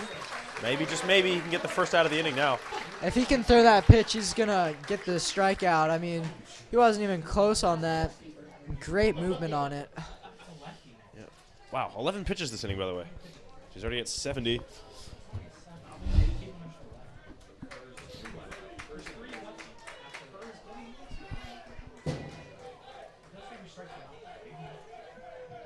Here's the full count pitch. Fouled off himself. Those never feel good, but might have hit the protector on him.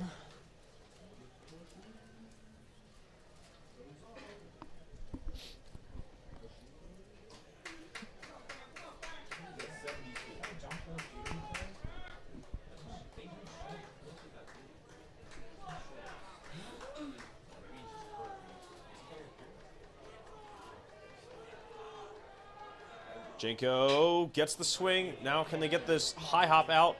Gibbons gets it, and it's 4-3 for the out. Runner doesn't move over to third, so the tie run is on third with just one out. That's exactly what they wanted to do. That was effectively a bunt, advancing the runner to third.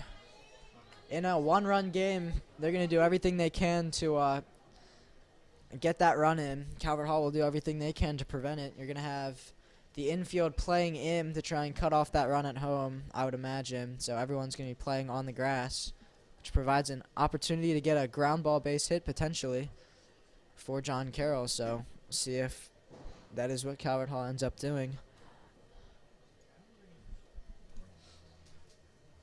There's 3 lefties due up after this, so that's probably why Jenko's still in the game.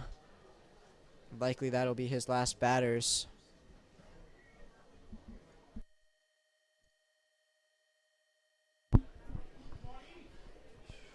Well, the good news is he's only at 72 pitches, so you're not straining him that hard. And, well, you got the weekend. You have Monday at St. Mary's, so he wouldn't need to pitch for that. All the way again for Spalding. If you want him again for Spalding, he'll still have had 4 days off. Yeah, you're going to want all your best guys available against Spalding. Give them everything you've got. Got to think maybe Ryan Perry, Jack Kerr will be pitching in that one. You'd love to have Jenko available too. Rodriguez and Bayshore have done a good job for the Cardinals this year, though. 2 guys who are younger who weren't necessarily expected to make much of an impact, but done a great job so far this year. They'll be the future top pitchers for their junior and senior years after the current seniors graduate. So now the first of the 3-man lefty trio, and will be a strike. Tie run 90 feet away. So a big at bat for Ethan Ruiz. Calvert Hall is bringing the infield in. So that means no matter where the ground ball is, if they get it, they're going home.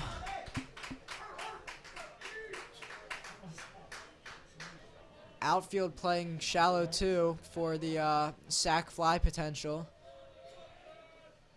That one whapped, but over into the batting cage area. It's 0-2 now. I guess infielders will stick where they are, trying to just get a strikeout, and then you can go back to normal depth.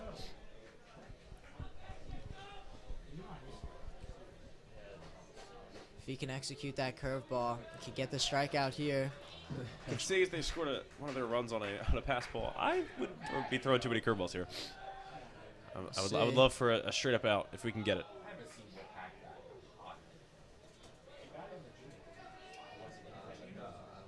Got 2 strikes, so he can pitch anything he wants here. Catcher lined up on the outside part of the plate. He goes fastball and misses in the dirt. Yeah, but he kept it in front of him. Yeah, good job there by Wolf.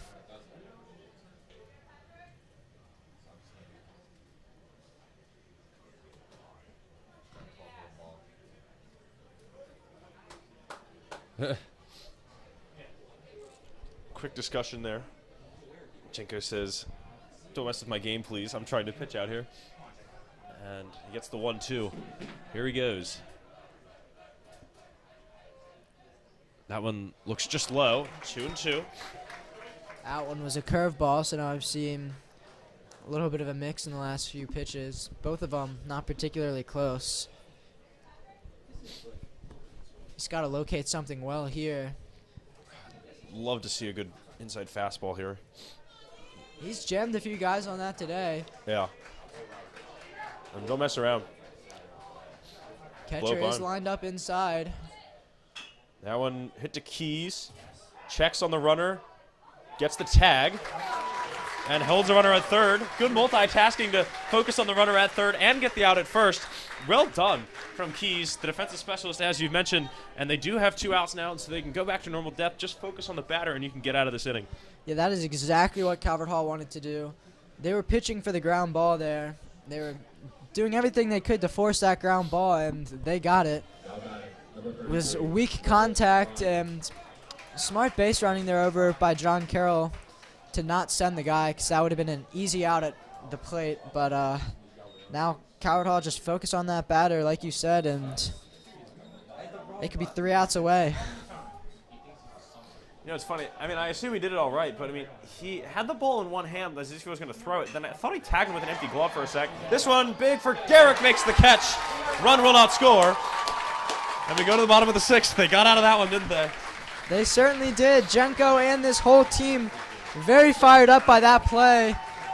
I mean, able to hold the runner on third base with 1 out is huge. Now, Calvert Hall 3 outs away from victory. They would love to add some insurance runs. So it is now the 6th inning stretch time. I mean, 7-inning games, sixth inning stretch tradition that they do here at Calvert Hall frequently. Leave the mics on if you can hear it.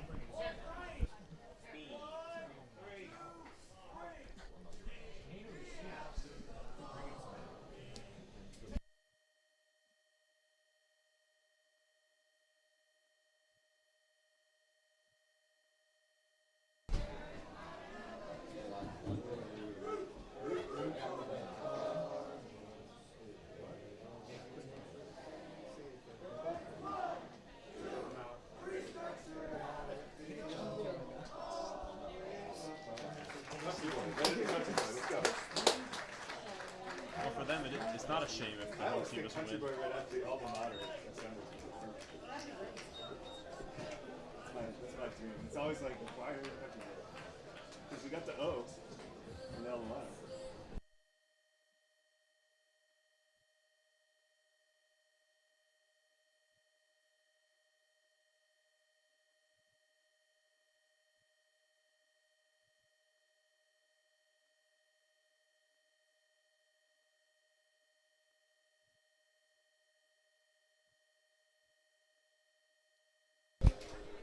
Number 4 listed, so it's nice. Leading off for the Cardinals is number 12, Quinn Gillis. So Gillis to lead off here. The middle of the order up for the Cardinals. 4, 5, 6. And Gillis going to hit this one towards the gap in short. Shortstop's got a long throw. Did he get there? Yes, they say. They got him at first. Beautiful play there. He one-hopped it there over to the first baseman. You needed a strong throw to get him. Gillis has a lot of speed and able to get him by about a step. 1 down. Number 21, Travis Pikes. So 1 pitch, 1 out. Now Pites will take 1 outside. That curveball misses. I know their focus is on the top of the 7th and getting out of here, but an extra run never hurt no one. That one going to be low. Pites 0 for 1 at the walk just so far today. You know, based on how hot he's been recently, you certainly do. Here's the 2-0. Rocked, but right at the shortstop. Shortstop is keeping himself busy. Yeah, lots of action there. For Ruiz. We mentioned that he was hurt, but he might be available, and it looks like he is. Maryland commit E.J. Hankerson coming in a very important part of the game. Hitting for the Cardinals is number 5, E.J. Hankerson. Gets a nice ovation.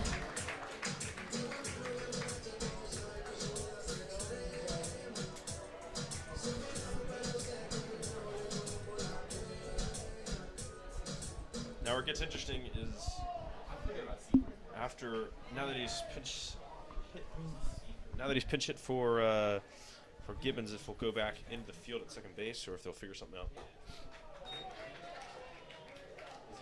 I've got to think with some talented defensive guys on the bench, probably going to see a defensive replacement with Hankerson injured, but we will see.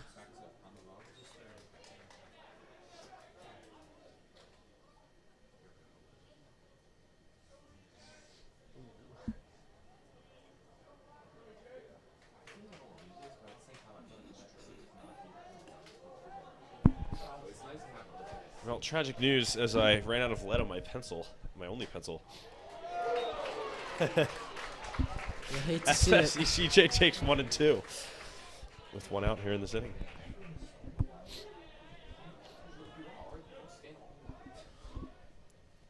That one low. And I have good news for you. Mrs. Baker up here, prepared as always for any emergency situation, has provided me with an extra pencil. And I can now relate to you that it is 2 and 2 to E.J. Hankerson. And he Beautiful got him on the curveball. change-up. Off speed anyway. Had a lot of movement to it, and Hankerson, you could tell he was looking fastball, completely fooled by that one, and he will head back to the dugout, punched out.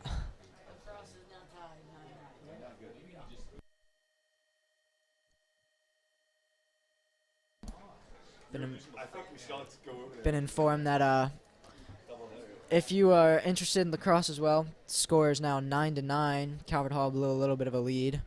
That one in the third quarter. 2 games here at Calvert Hall tonight, coming down to the wire though. Yeah. Baseball and lacrosse, keeping it interesting for you. So Jenko going to come back out. 78 pitches, 1 hit, 2 runs allowed. I believe neither one was heard. Well, Jenko trying to toss the shutout here. I know that there are 2 runs on the board, but both of them were errors, so neither of them are earned runs.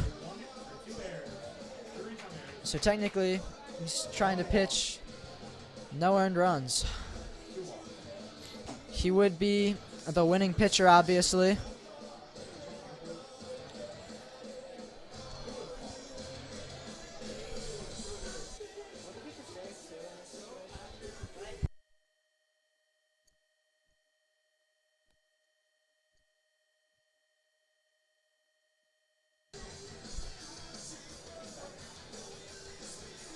Let's see, maybe what if you reacted? If you went back to like first base.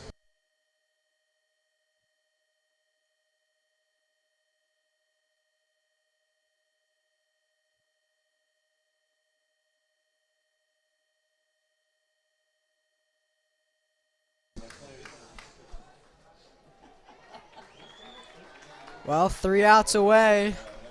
Can Jenko do it? Now batting, number 8, Dallas Brooks. 8-9-1. We gotta get Come on, guys, let's go.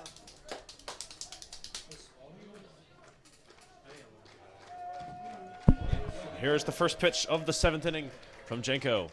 Looks like a strike. Outside corner. They got 1.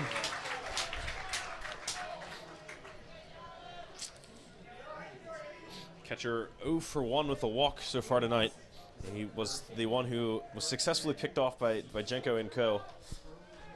The 5, 6, 7 hitters due up for John Carroll. That one outside for a ball. That's a good miss, though. Yep. Just off the plate. That being said, you know, he's pretty much not swinging. So you can put some meatballs over the plate and then might get away with it. We'll see. See how they approach this. First out, always the toughest. That's going to be in there for a strike. And by taking to this point, you now have really every tool at your disposal. Yeah. I've always been a little skeptical of the too conservative approach to things. You get a pitch to hit, you may as well hit it, because now you set yourself up with 3 tough at-bats if you wait until 2 strikes to swing. But I'm not complaining at the moment. Here's one from Janko. That one's hit. Manageable for Garrick out there in left field. Has to run over, makes it the catch on the run, but it's a catch nonetheless. 2 straight catches for Garrick. He has the last 2 outs in this game. Yeah, he was battling the lights there in this night sky. That ball kept carrying, but stays in the park and 2 outs away.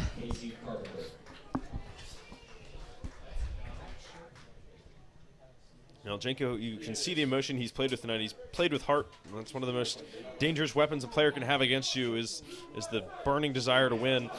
And I think it's fueling him here. Start to see how close he is to this complete game.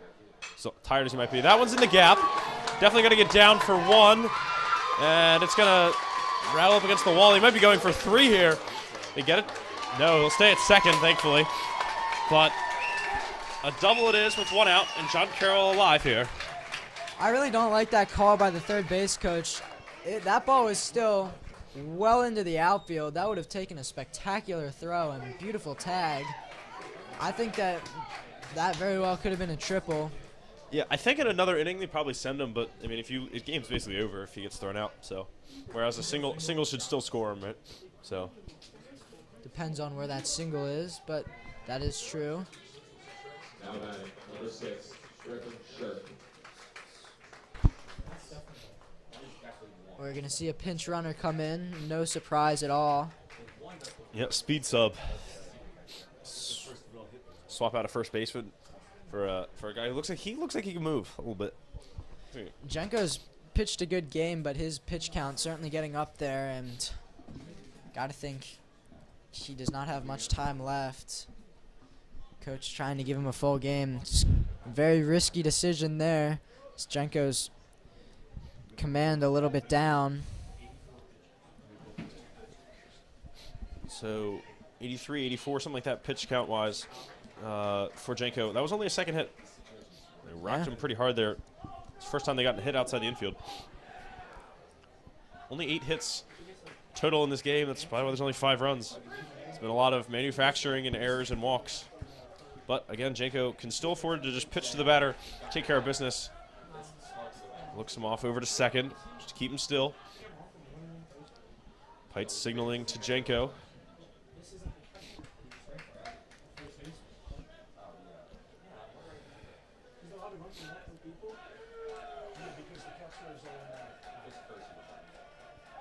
And here is the first pitch to Shirk. That one's in the gap. It's going to be a play at the plate. They're going to hold him at third. He rounded third hard, but they'll keep it with a single. Oh, that would have been really interesting. It would have been very close. Probably the right call, holding him there. Just 1 out. 2 outs, you might send him. 1 out, makes sense to hold him. Janko in a little bit of a pickle here.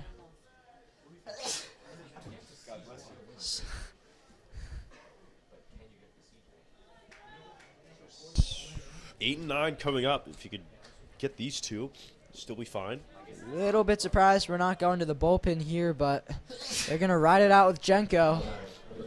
It's a righty, so lefty-righty matchup favors John Carroll. Now Coach Kerr coming out. Waited a long time to come out to the mound. We'll see if his day is over.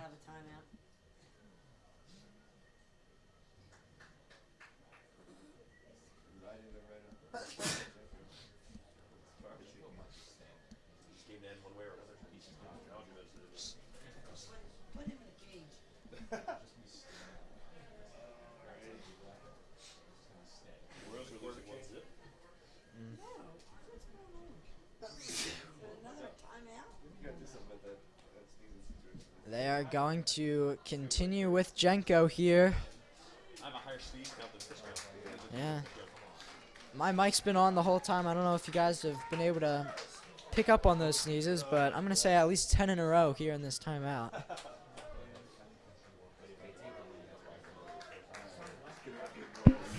Well, a little more invigoration for Jenko. Just needs to get through 2 more batters. The 8-9 especially, who has combined for 3 strikeouts and a flyout in his 4 attempts. If you remember last inning, John Carroll had a guy on third, 1 out. Very similar situation. Jenko was able to get out of it before. We'll see if he can again. This That's one off going the to get mound through. and it gets up the middle. This game is tied. And now, far from being out of this inning, now you have to consider John Carroll could very well take the lead now. But a 7th inning rally could kill any team. Tie game. They did try to leave Jenko in. They wanted to let him get that win, but he's just faded in the last few innings. John Carroll starting to really barrel him up. Well, And it is going to be time for a pitching change now. you thought you were in for a routine 7th. I'm sorry to disappoint, but we've got some action to go in this game. A really good game from Jenko. You have to give him that. Broke down a little bit at the end, giving up 3 straight hits to bring that tally to 4. Huge ovation for Jenko. He really did pitch a good game, playing against a very talented team, just 1 earned run. 7 well, not quite 7 innings, 6 inned, a third. That is certainly nothing to be disappointed about. He got the ovation he deserved. You have the official stats for Jenko on the game today, Luke? Well, official or unofficial, I'm looking at 4 strikeouts on right around 85, 86, 87 pitches. I lost count at the end there. But yeah, like you said, just the 4 hits allowed, 3 in this inning. Now pitching for the Cardinals is number 16, Ryan Seifert. Now Ryan Seifert coming in a high-pressure situation. Shenandoah University commit over in West Virginia.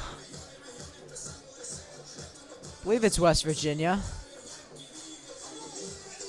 Shenandoah Valley, I'd have to assume it's West Virginia.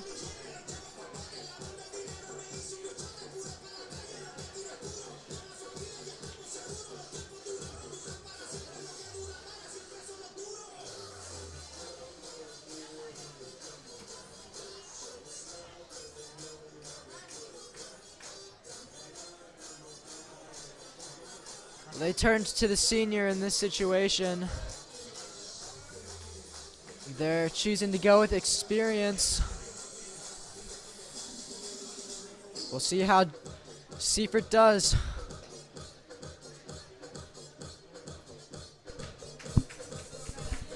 Yep. Seifert will start off by facing the bottom of the order. We're back to Bishop, who struck out in his only at bat. Now batting, number 9, Ash Bishop. Yep.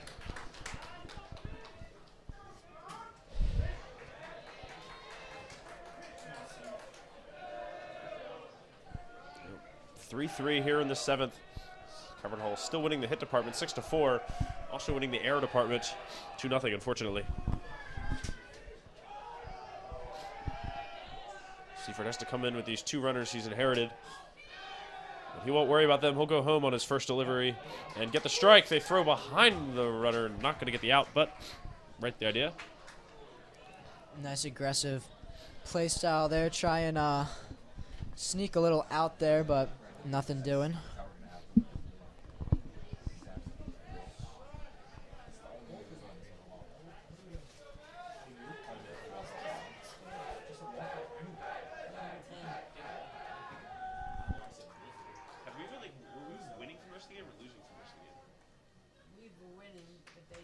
Should we blew the lead? Okay, I didn't know we were.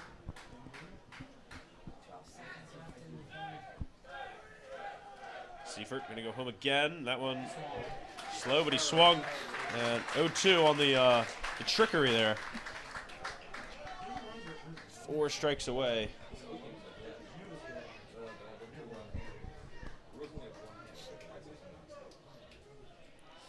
Still just 1 out. Obviously, the infield in double play depth trying to get out of this one with 1 pitch. You pitch for the strikeout in this situation, though. Yeah, just trying to expedite getting out of this inning. Yep. Yeah, expedite. You guys, boys sitting to my left, just learned some new vocabulary words today. I will say, Luke, as a senior, I've got the vocabulary down. Yeah.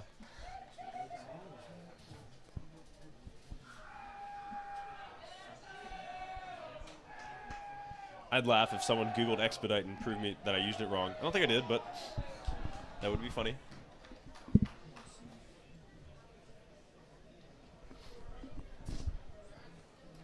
Wolf making sure he's on the same page there as Seifert. Last thing you want is a cross-up wild pitch. Yeah.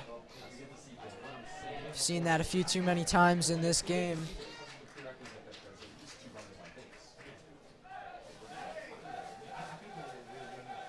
Seifert, here he goes. The 1-2, grounded. Just going to go for the out at first, I would think.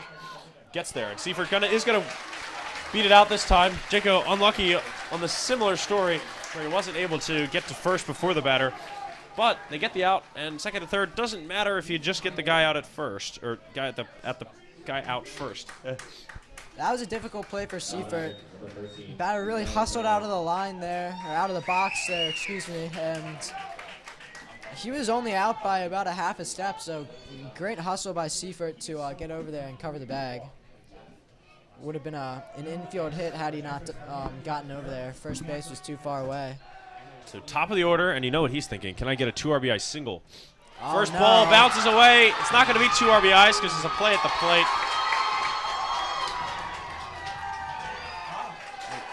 What are we seeing here?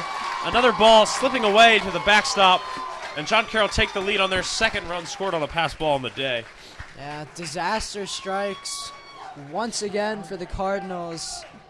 That is tough. I mean, as you said, second time they've scored on a pass ball. They've gotten multiple stolen bases on pass balls, and they scored one of their other runs on a arid throw that got all the way to the foul pole on a what would have been an infield hit. So 3 out of 4 runs now scored off of errors for John Carroll. It's just inexcusable in a conference game. Yep, and it's 1-0. They can focus on the batter. There, they get a strike. 1-1 now. Be at least some relief if they can just get out of here only down 1, leave that runner on third. It's only the second crooked over of the game, though. That's tough. Calvert Hall still has that opportunity in the bottom of the 7th.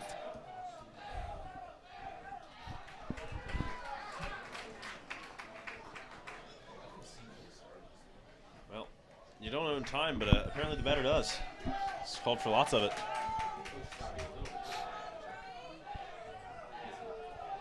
Seifert, that one outside corner, gets it. And it's 1-2.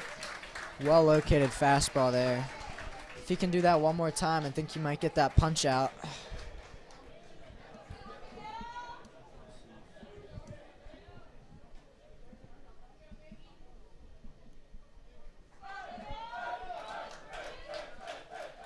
Seifert, that one a little too far outside.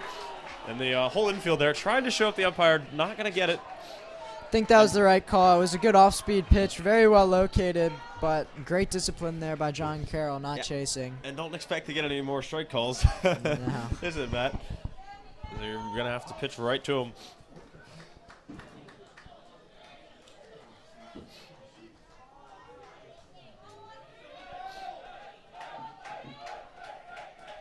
The 2-2, that one was right in the gap, and fair. And there's going to be at least a double. John Carroll add to the lead. Couldn't get any closer. That landed practically on the line. John Carroll with a huge 7th inning. And the rally continues. Yeah, talk about a 2-out rally with that hit. And the wheels are starting to fall off the bus for Calvert Hall. That's a good way of putting it.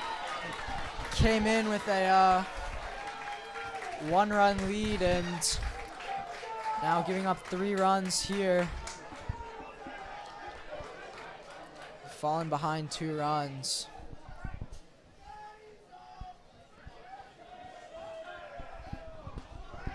Just crossing the 2-hour mark for this game, by the way. It's still been quick despite this late turn of events.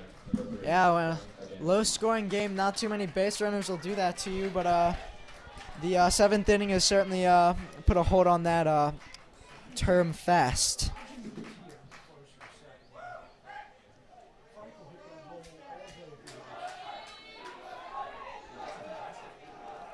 Seifert working on Adamski now. Gets the first strike, which after they showed up the umpire, he should be lucky to get. Yeah. Count himself lucky. Well. Generally, talking to the ump doesn't do you any favors when you step in the batter's box later in the game. Seifert, another one. This one wide. Same idea, just didn't quite get the same spot.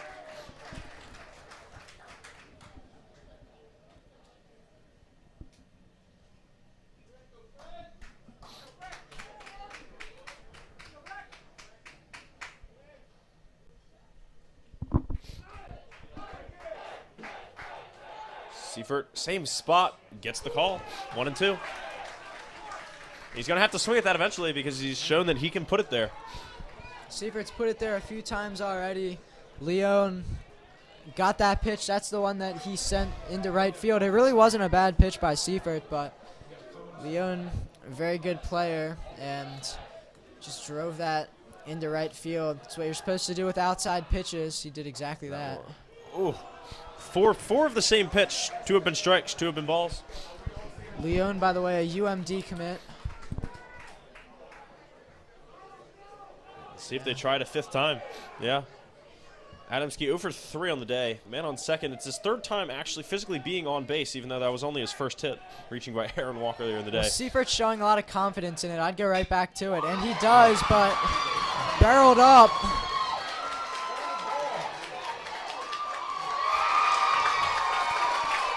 And so there's a single that'll score a run. Not even really a chance at the plate. Yeah. And when would the bleeding end? Catcher Braden Wolf was lined up on the outside part of the plate there. And it looked like Seifert missed the target a little bit. It was just left a little bit too much over the plate. And the best hitters in the lineup gonna take advantage. Leon and Adamski have torched Calvert Hall. Well, maybe now that there's no more runners in scoring position, the bleeding will end. There's a ball to lead off Ruiz. I'd like to get ahead in the count. Yeah. When the pressure, when you can't get anything to go your way, at least get a first pitch strike. 1-0. Seifert right down the middle. That's a strike. And it's almost as if John Carroll batters don't want to be the guy that ends this little fun rally that they're having. Yeah, 4-run, 7th inning so far. Calvert Hall wants to get out of this. Yeah, they're having a few drinks on us, or figure of speech, of course. But runner goes, outside pitch. I mean, everything seemed to be done right, but runner got a good jump, and 2-1.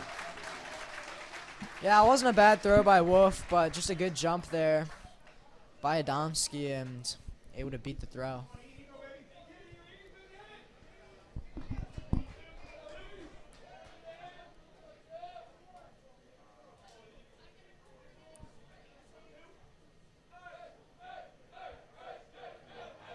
Seifert delivers, gets the swing and miss.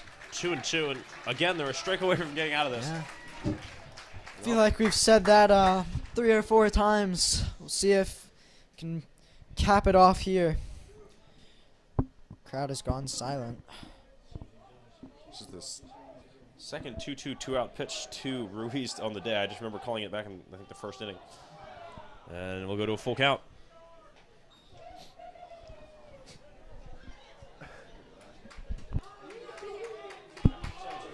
This count has gone full. See if they can close it out of this inning. I guess I shouldn't say close it out, but get out of this inning. Time is granted to Ruiz. Try and put a little bit more pressure on Seifert. Here's the full count. That misses. Not even close. Strong bounce off the backstop, and a good reading of the runner on second did not go. If he stays put. Seifert having a rough time in this 7th inning. Started out with a few hits from Jenko, and John Carroll's continued it off Seifert. That one bounced off the bricks, though, so good heads-up play by Wolf to receive that ball right away. Keep Adamski over there at second.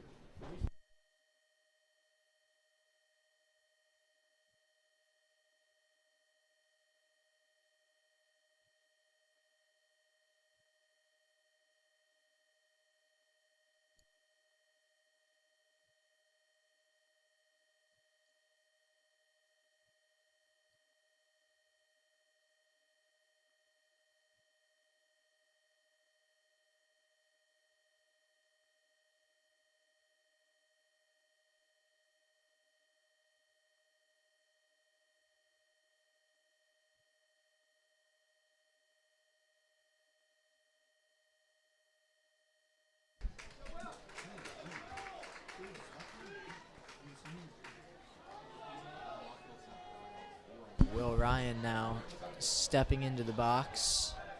He grounded out to Keys twice and then flew out to Garrick. Last inning, actually.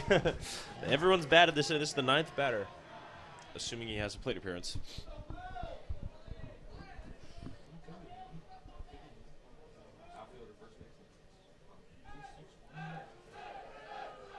There's the 1-0 from Seifert. That is a strike.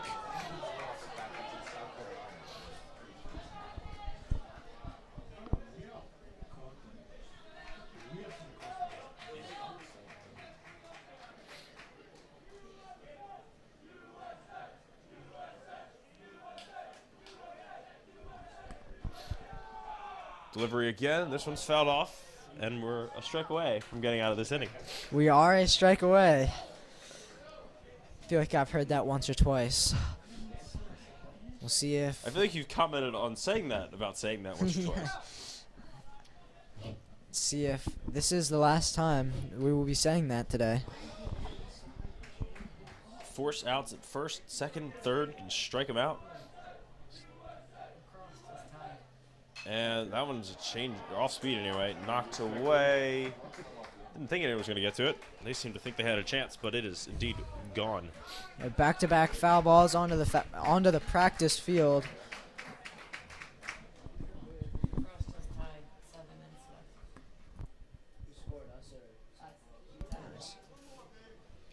Well, lacrosse seems to be doing better than we are now. It was the other way around. Yeah. We had the lead, but It's since changed. yeah, we'd be happy with a tie game right now, wouldn't we? So lacrosse has. Certainly would be.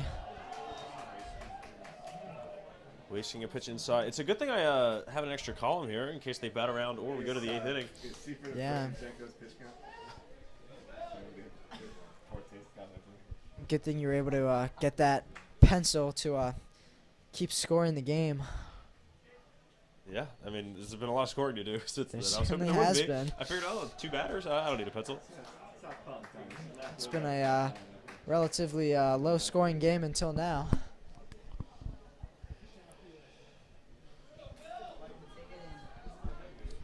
Nine runs on 12 hits. This one got the swing and a miss. And they weren't as happy to get out of the 7th as they were to get out of the 6th, Calvert Hall. But they're out of it. Now they have to find a way to put their own 4 up on the board. Yeah, I mean, if they can get that 4 up, then it'll be a walk-off. That would certainly get the crowd going. We will have to see how that goes. Well, for once, there were no errors in that inning, and 4 runs on 5 hits, though. And, yeah, now it's Calvert Hall's turn. It's a little bit different when you know you're down 3 coming in, when you're versus down 1 and just riding that momentum forward. Yeah, 1/2 inning to go. Calvert Hall needs to put up 3 to tie, 4 for the lead. Yeah. This guy's been sitting for a while, and I don't think he's expecting to come back out there. He might be a little rusty.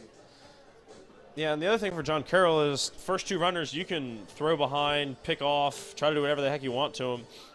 And whereas Calvert Hall couldn't afford to do that with just a 1-run lead, so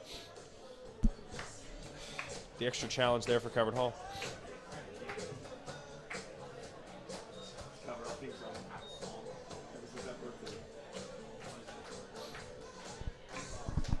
Well, John Carroll look buoyant, to say the least. They're confident.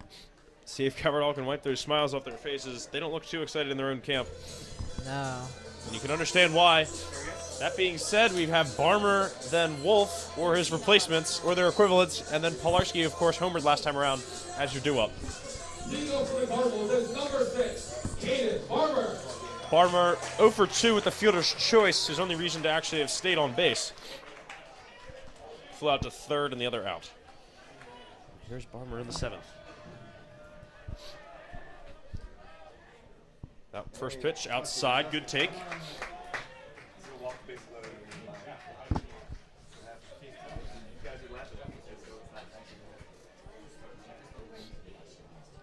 Barmer swings on that one. Did he get a chopped single? Yes, that's going to stay fair. And with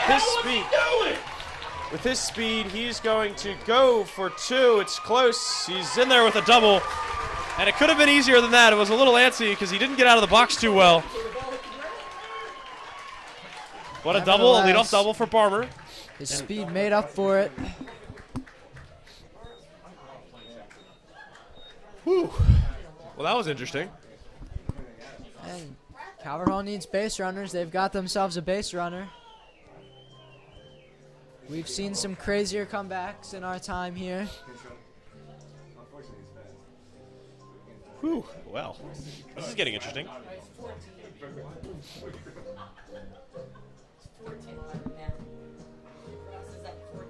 You know what, though? We're not by 3. What difference does it make what base we're on? As long as he gets to second base. You got 14? And that's 14.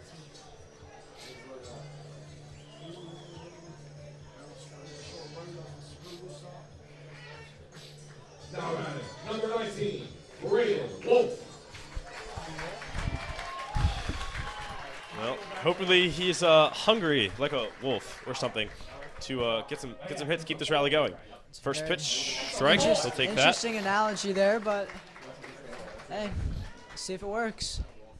Tyron on deck, if we want to get that perspective. Tyron, of course, Polarski at the moment. But back to Wolf. Wolf going to take that one high. That was almost his head. Go ahead run in the hole. Yeah.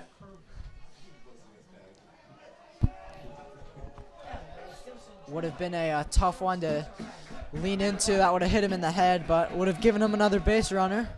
That one fouled away. Who knows if that would have been a strike or not. Yeah, it would have been a close call on the outside corner.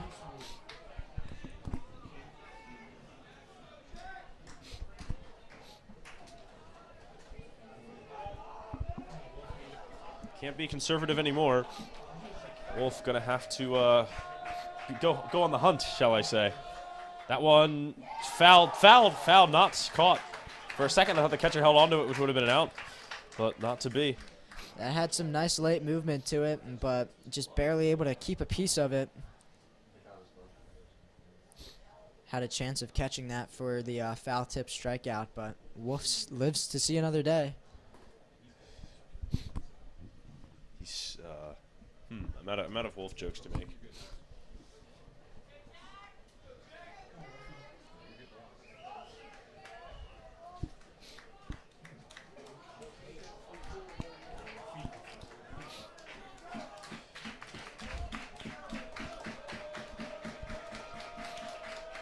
That one outside.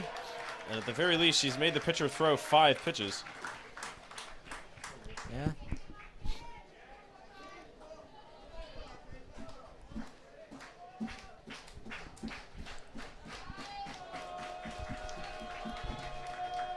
And that one rocked into the gap, or is it? No, right fielder gonna make the catch. Farmer will get a safe tag. Not really necessary because you need a lot more bases than just that one.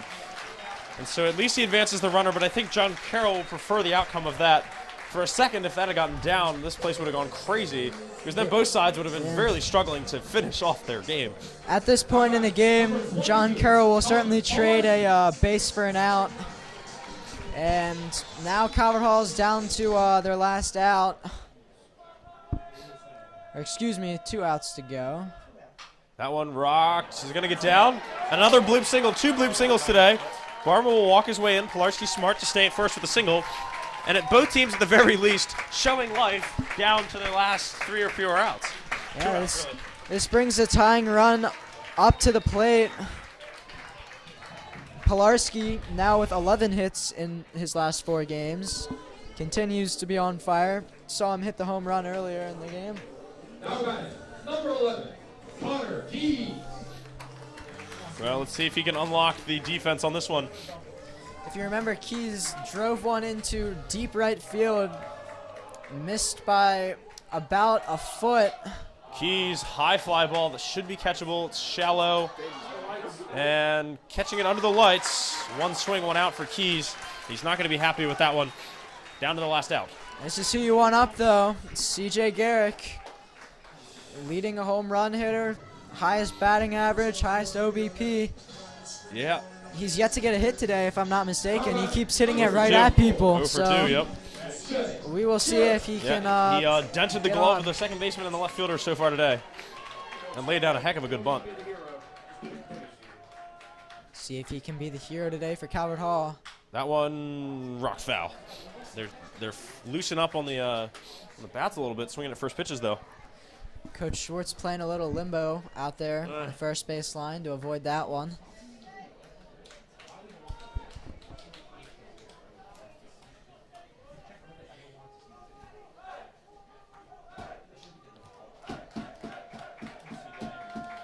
Here's the 0-1 to Garrick. Garrick watches that one on the outside. And pitcher didn't miss by as bad as the catcher made it look, but 1-1 regardless.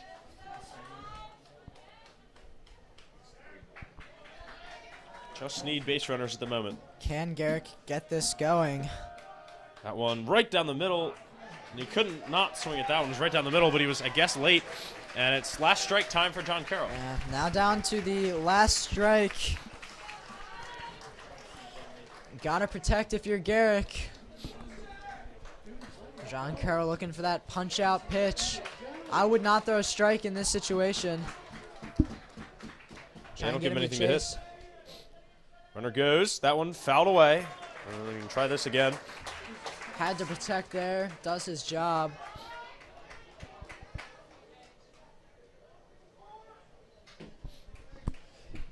So we'll do 1 and 2 again.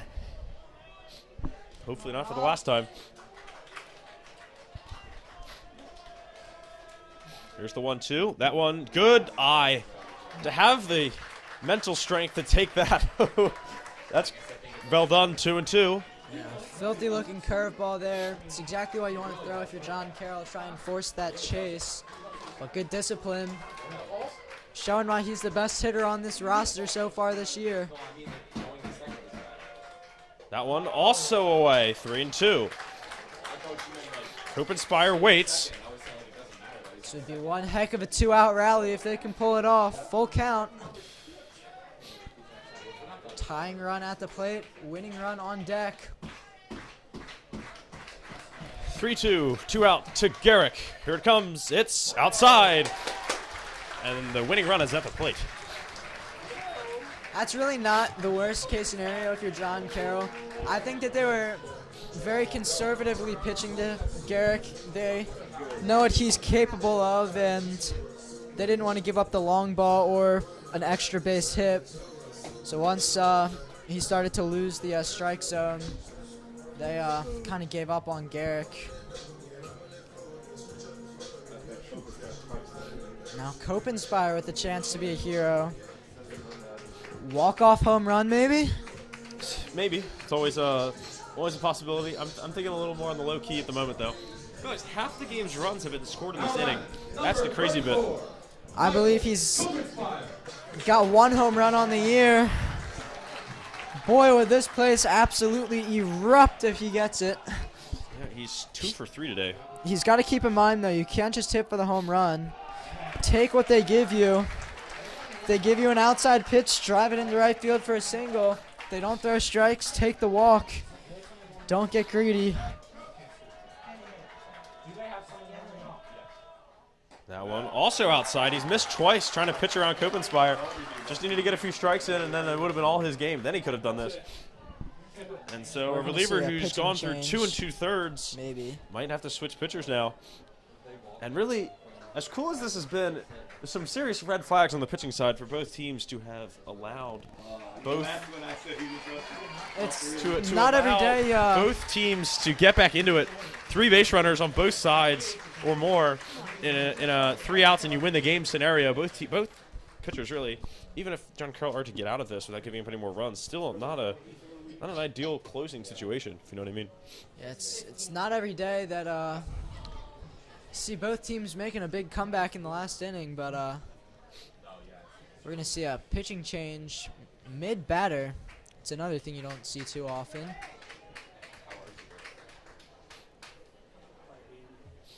And so this is actually the 3-hitter who's going to step in and start warming up. Ethan Ruiz.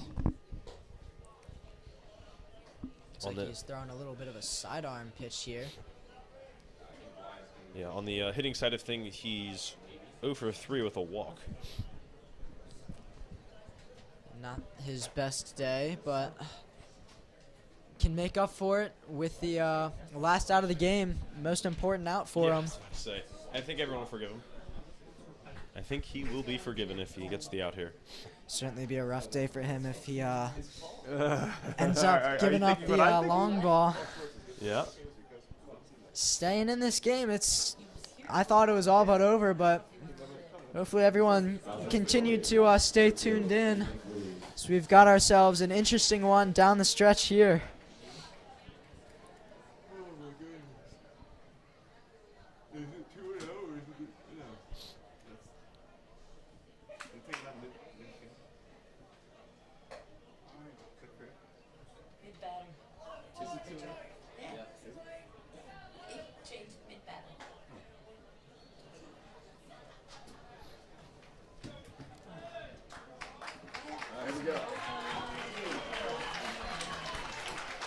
So we enter at 2-0 now that Ethan Ruiz is nice and warmed up. Let's see what Copenspire can do ahead in this count already. Seeing a lot of fastballs in his warm-ups. Think that's going to be what we see a lot of. First pitch strike, regardless of whether he swung at it, I would think. Right down the middle, a little bit late. See if Copenspire can time this up. News from across the way, down Brother Gabriel Way at the Paul Angelo Russo Stadium. Lacrosse does get the win, so at least one of our major sports will get a win tonight. Yeah, that was a back-and-forth game. They looked like they blew a little bit of a lead, but they finished it off. We'll see if Calvert Hall's baseball team now can try and come away with the win. 3-1 count. If you walk the bases loaded, that'd be interesting. A single would tie it with runners going on contact. That one inside, ball 4, inside high, something like that. Don't matter. Ball 4, winning run on first now. We are now a single away from tying the game. I would be shocked if the runner, Garrick, with some speed in the outfield, right now at second, doesn't score off any kind of single running on contact.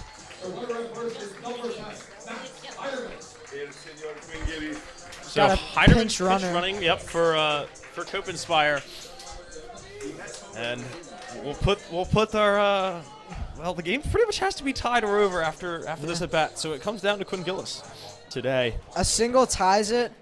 a double most likely wins it with Heiderman over there at second. And an out, and we all go home. Yeah, isn't this wild? First pitch. That one rocked to third. Gonna run to the bag, and they got him. And what a way for the game to end. A diving tag of the bag at third. And Calvert Hall leave bases loaded in what was almost an answering comeback to John Carroll's 4-run 7th inning rally. And really, they came away 270 feet short today, didn't they? Yeah, that's a difficult loss there. Blew the lead there with 1 inning to go, and then it looked like maybe we're going to have some late inning magic after blowing the win, and unfortunately coming up just short. Man, that was an exciting finish to the game, though, I will say. Calvert well Hall. worth my money's worth. Well Yeah. worth my money, yeah. All $0, yeah. Calvert Yeah. Hall gonna drop 2-4 conference, 9-7 overall. And John Carroll is going to improve to 7-3 overall and 3-2 on the conference. Two of these teams very well could see each other again in the playoffs. Believe they might play them at John Carroll later in the season. But very tough loss for Calvert Hall. Any closing remarks, Luke? Yeah, I mean, that was a hard-fought game. There's definitely room for improvement. Like you said, you do get a second chance at them. Our next game is home against St. Mary's. Hopefully we can take out some frustration on a team that is struggling in this conference, to say the very least. Yeah, we should certainly beat them by a reasonable amount. Yeah, it's a tough way to go down on your Friday night, but they almost got it back. But I think that's going to do it for us tonight, isn't it? Yep. Thank you guys for tuning in. This has been Kevin Lochte. With Luke Dragonette. We will see you next time. We've got a lot of the baseball games. Very excited to keep covering them for you. See you next time. Yep, thanks for tuning in.